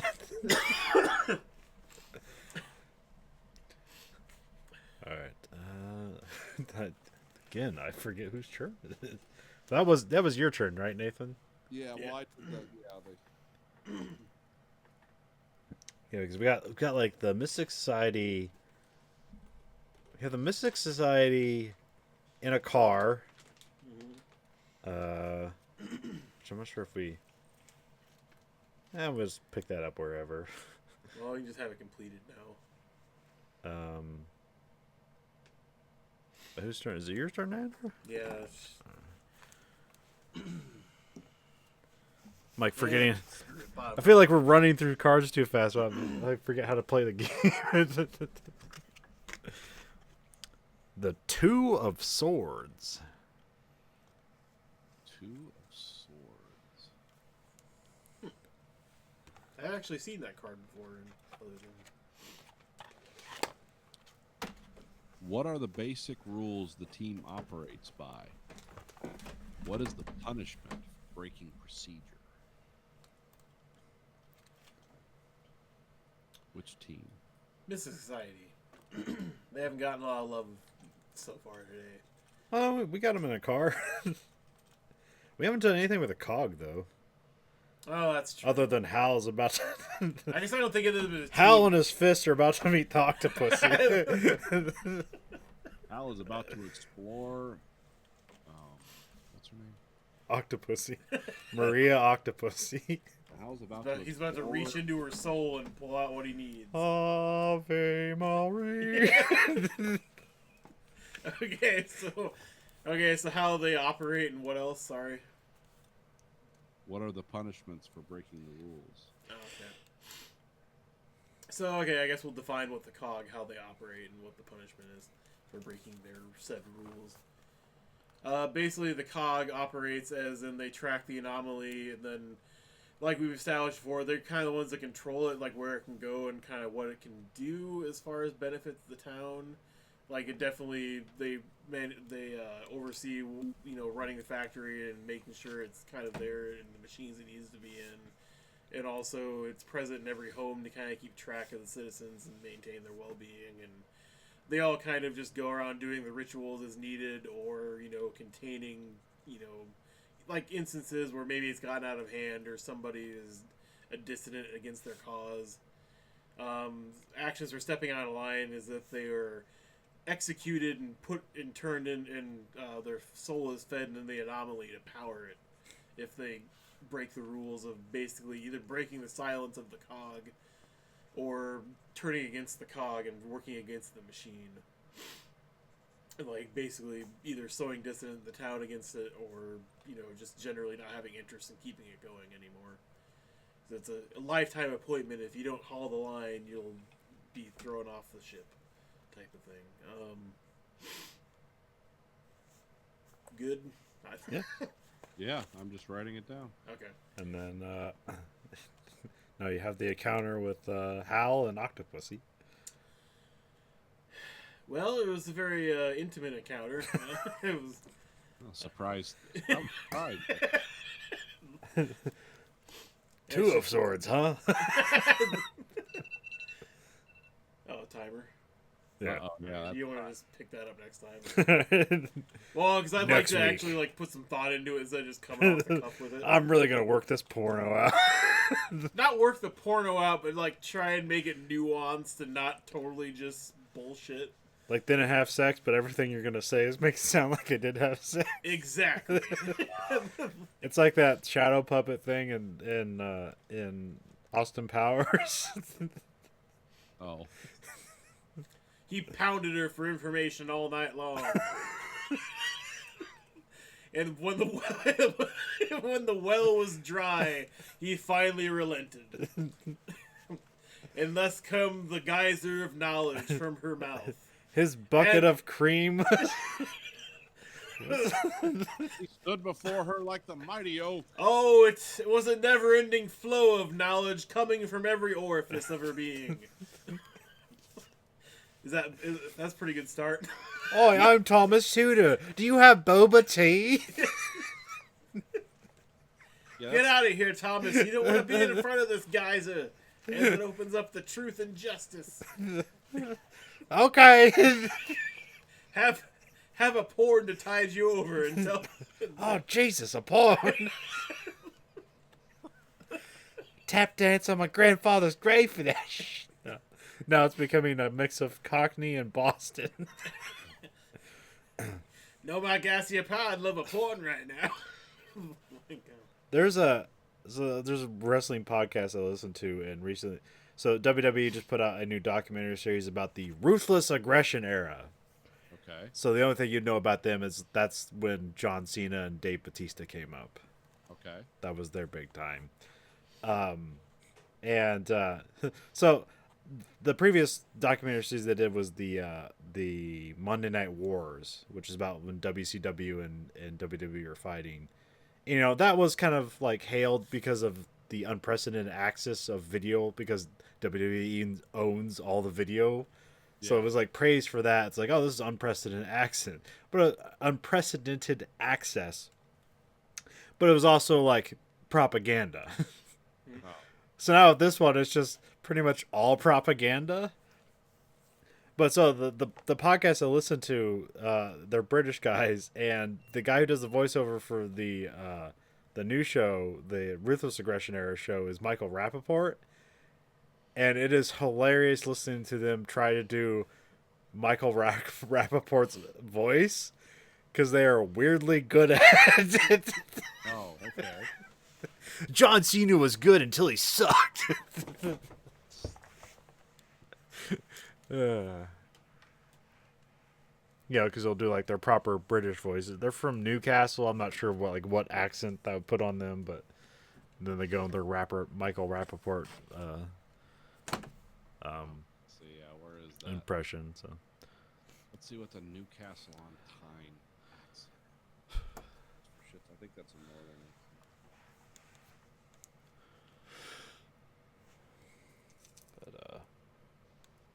But yeah, it's hilarious. Because you think of because they don't really do American accents like all the time, but this one they kind of because like Michael Rappaport's like, what would you call that, like a New York accent? Yeah. Because I only know him for like Spike Lee movies and stuff, and that's all like New York shit. So Yeah, Newcastle would put them in the north. It's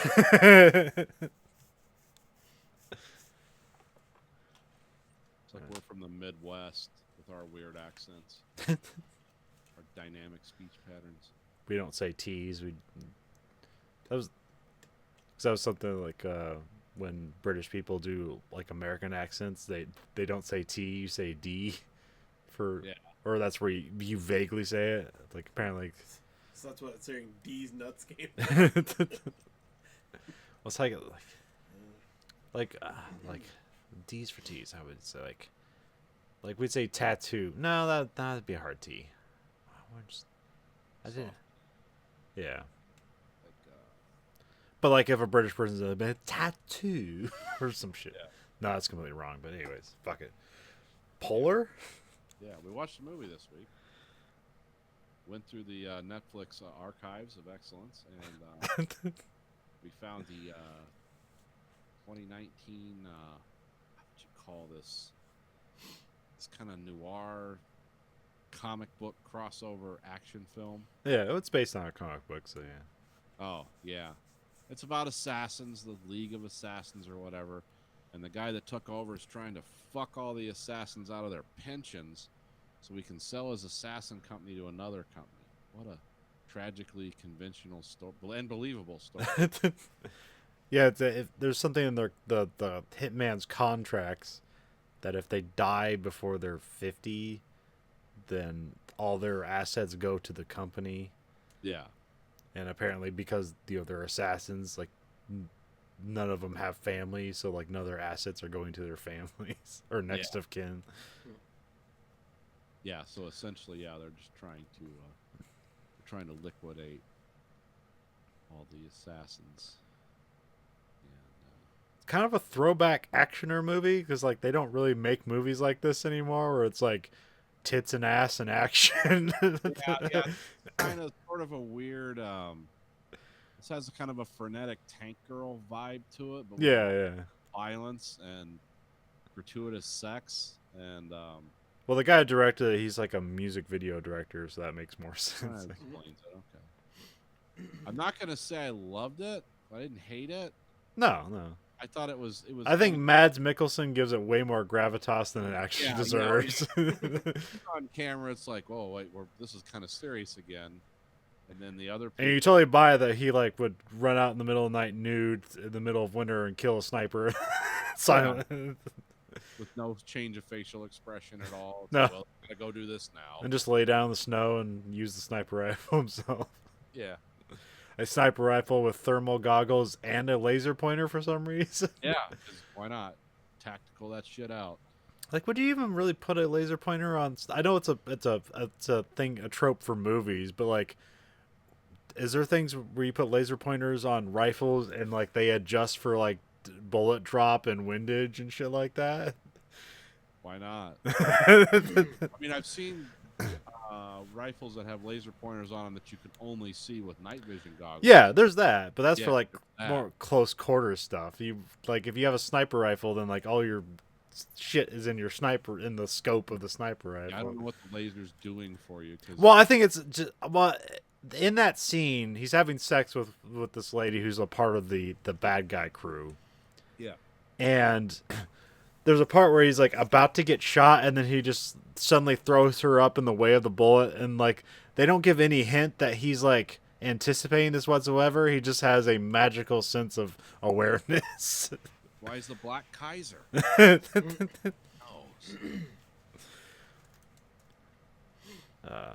Oh yeah, and the first scene was it Johnny Depp is or not Johnny Depp, Johnny Knoxville.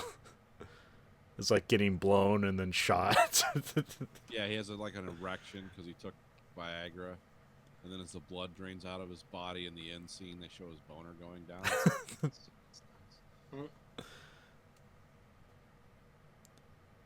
And then Richard Dreyfuss shows up in this movie. Yeah, why not? Yeah, it's like, where is this coming from?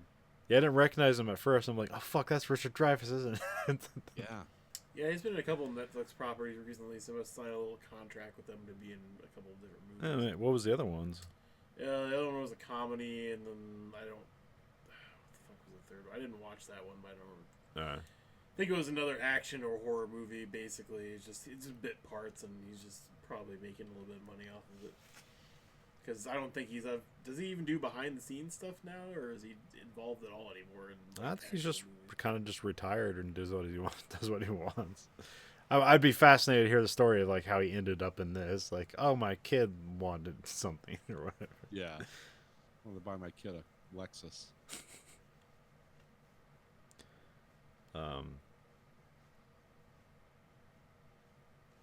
Yeah, I never read the comic book, so I don't even know like who even published the comic book.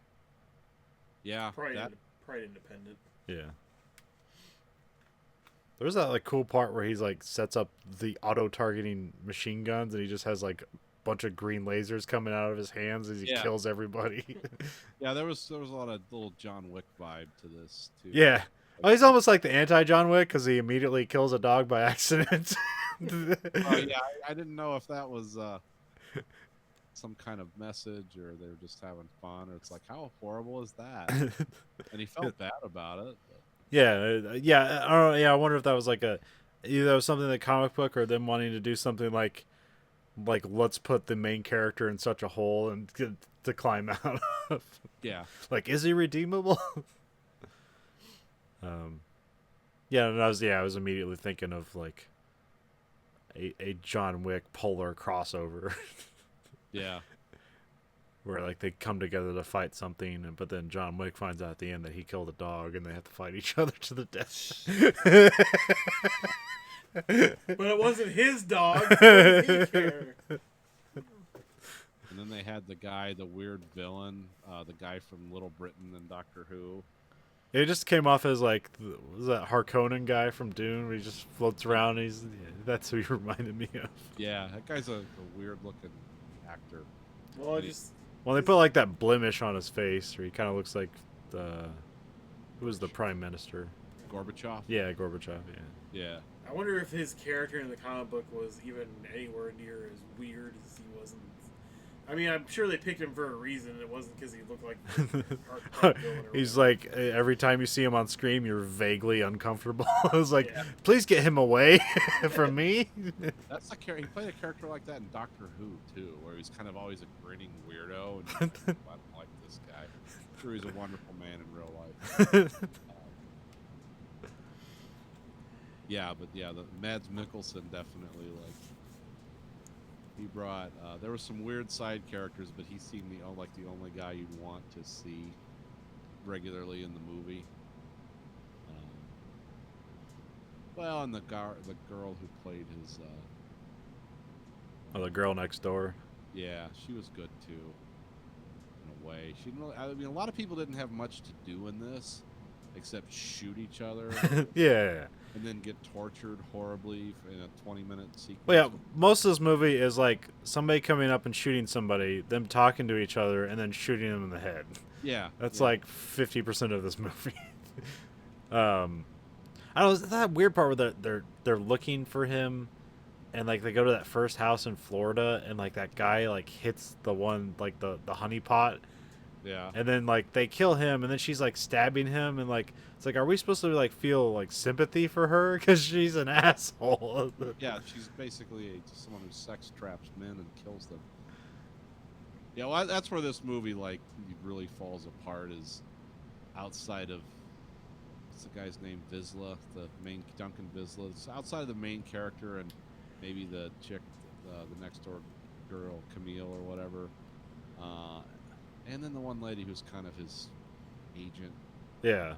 She's kind of good too, and I like the bad guy just because he's just a weirdo. But everyone else, it's like, yeah, you don't care. It's like, yeah, good, kill the assassin people because they're supposed to have these immediate, like, frenetic personalities and introductions, but you don't really, buy into any of them in any serious way. It's like the Chinese lady, like the last lady he killed. It's like, good, she's dead. I mean, finally, It wasn't a showdown or anything. He just shot her through a wall because he saw her breathing. So it seems like shot her off the stool and then like immediately followed up and shot her in Yeah. the head as she's falling. Yeah, the follow-up headshot while she's dropping. Earth's gravity is this way, so we calculate it that way. Whatever. All in all, I mean, I wasn't challenged by this movie in any way. No. Well, let me think about some of this just broader implications. So it was kind of like a bad John Wick movie with some really good actors. Yeah. Well, it's like I said, it's like this is kind of like a B action movie with like more closer to a production. Yeah. Well, they had some interesting like characters in it that you didn't forget, like the lady who ran the country store in Montana, trying to upsell everyone. Oh, is you're making a cake? You want balloons and stuff with that? She was like weirdly fun and energetic. Yeah. And then the winter coffee. It's like 1 part coffee, 3 parts whiskey, and this girl's getting this at a diner. It's like, what's that all about? Drinking like a truck driver. Is she an alcoholic? But then you just find out, no, that's what we do in Montana. It's cold. And there's that one lady he gets all his gear from, and she helps him out, but she's kind of just immediately leaves. But she's never explained. It's like I go to Detroit for 2 things: to get weapons and kill a lot of people. And I'm all out of people. Yeah. Well, I mean, I wonder how many people really read the comic book before watching this either, because that doesn't really. I didn't. No, I know. I'm just saying. Obviously, for the people that didn't, like everyone here, it leaves a lot of things. It's like, well, maybe it was a nod to something. If you read it, you would have meant something more. But at the same time, Yeah, and that's why I don't know like how long that comic lasted. If it was just like one series, because like it leaves on a note where it's like, essentially like his neighbor's his new employer, where they're looking for who set up the hit that like killed her family. He killed her family. Yeah, I mean, I don't know where this is going. Because it's like this one thing is like he's haunted by this mistake that happened, and like essentially all his money goes to her, sort of. Yeah. Well, a good part of it, yeah. This movie gets like 20% on, review aggregates. So. Yeah, well, you can't call it's an enjoyable movie. Yeah, you can't call it necessarily a good movie, but yeah, if this is kind of in your wheelhouse, you'll enjoy it. But it's like it's a fine actioner movie. Like you've seen worse. Oh yeah.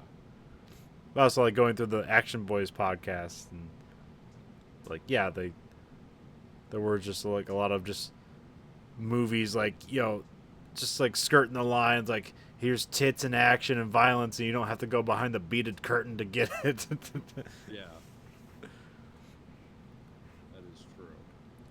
Here's Under Siege, and a Playboy bunny pops up out of a cake in the middle of the movie. Weird.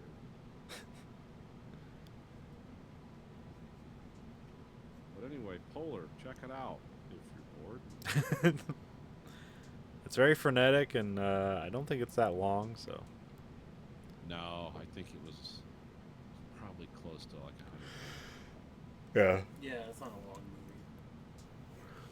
But yeah, I stopped watching it. Like I started watching it, and then it was somewhere around like 5 minutes into the Johnny Knoxville scene. I just stopped watching it. But yeah, once you get past that, I think it's once you just get on Mads Mikkelsen, it's a good movie. Yeah, I was sitting in here doing something. My wife came in, and it was like last Sunday, and she was on that scene. She's like, "What the fuck are you watching?" I said, "It's an action movie based on a comic book." She's like, "Oh, okay. This looks like a great use of your time, Nathan." I was like, "Thank you. It is." But I didn't look into the production that much on this. So I don't know if this was another Netflix rescue or if they produced this themselves. Well, I heard like Polar's a webcomic. Oh, okay. Like 9 installments. Yeah, financials on this. I mean, I don't know. Can't really, because usually you can find a lot. Well, also you just like look at the production company and. Yeah. There's Dark Horse and Constant. Oh. Is Dark Horse part of DC or are they separate? Dark Horse is still separate, I thought. Okay. Oh, I'm thinking of, was it DC Vertigo? Is that like Yeah, that's DC their darker novel set? Yeah, they got a bunch of people to sign on because they basically just, this was a script that one of the guys that made the comics just wrote the script for this movie, and they just started signing people.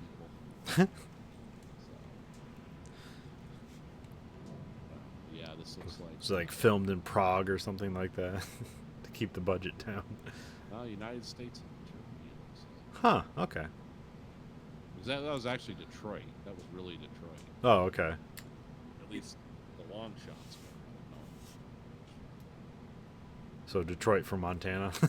Yeah. Or they're just actually in Detroit at some part. Well, of the they're movie. actually filmed there. Yeah. I mean, I think. Well, I mean, like in location within the plot of the movie. Are they in Detroit? Yeah. Okay. Yeah, that's where most of the main. I think that's where they're based out of. That's where all the main stuff happens. I think that's where the guy who owns the. Okay. Yeah, the company. Okay. Yeah. Because Richard Dreyfuss has the weird sing-along part. What's that called? Karaoke? Yeah. Karaoke. Yeah. So, if you want to while away the winter, cold outside, check it out.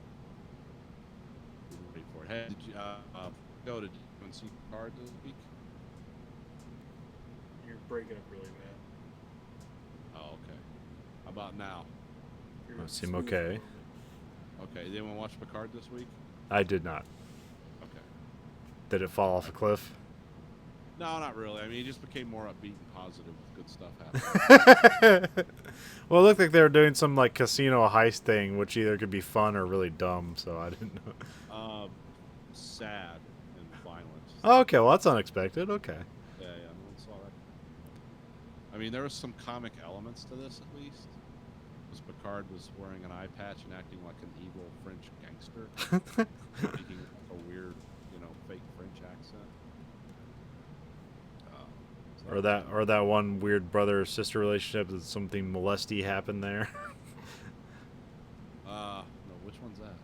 The Romulan brother sisters. Oh, no, that hasn't been followed up on.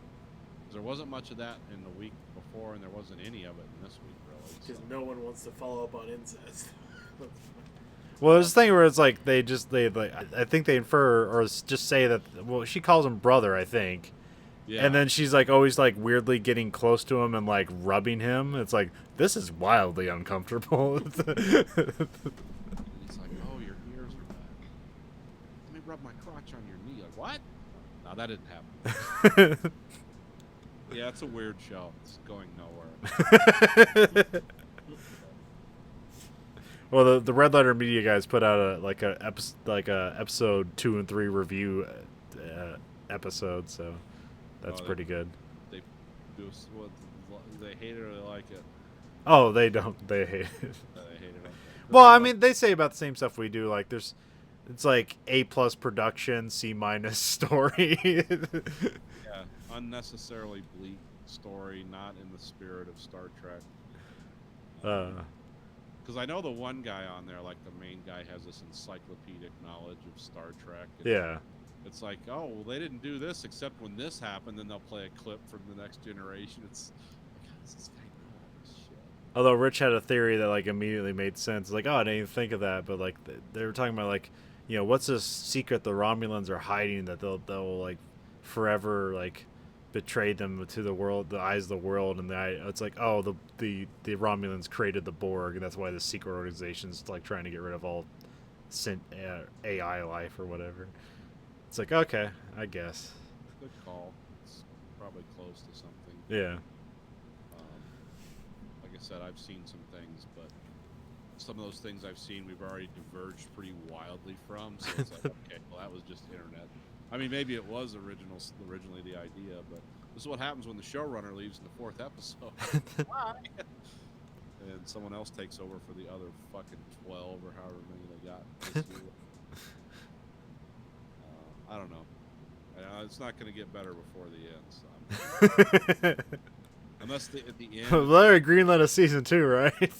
Oh yeah, of course they did. Okay. They did with Discovery too, and that only got better. The second season was a heroic return to form. Fucking Twilight Zone was better, and that was awful. Yeah. I didn't follow up on it, but I heard it like the best episodes were like the first 3, and then just all fell off at the end of it. Yeah, it was kind of like a tech stock IPO. It just started off really strong, and then it just dropped off. And strangely, unnecessarily, like there were good writers involved in it, but yeah, the Twilight Zone, I didn't get past 6 or 7. I just tapped out. I was like, oh, this is terrible. Well, they have some new original one was just Investigation, which I don't know what that's about, but yeah, it's a CBS All Access one. But. Yeah, but this isn't going anywhere good, I don't think. Unless it's like they do like the end. What was that movie? Inland Empire. Start playing that Nina Simone song, and all the people that are ever on Star Trek come in, and they're dancing, dun, dun, dun, dun, dun, and it's like Jonathan Frakes is directing it, or they just let David Lynch direct it. Fuck it. It's like, okay, this was a good ending to this because it makes as much sense as anything. There's another Die Hard pitch. David Lynch does Die Hard. Yeah. It's just John McClane staring at an orange for an hour and a half. Yeah. David, take your time with that scene. Let it develop. Slow down. The orange has to breathe.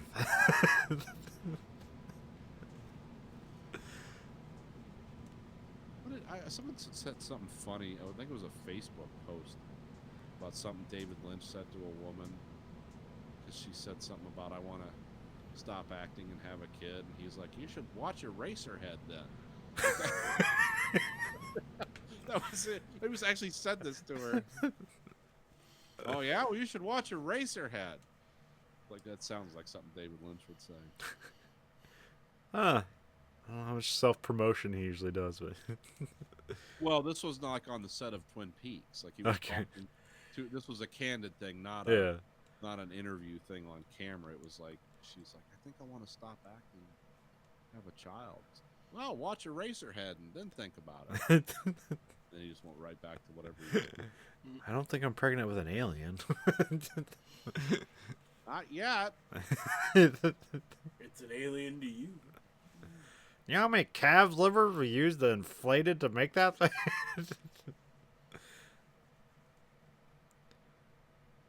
Closely guarded secret is the weird baby from Eraserhead.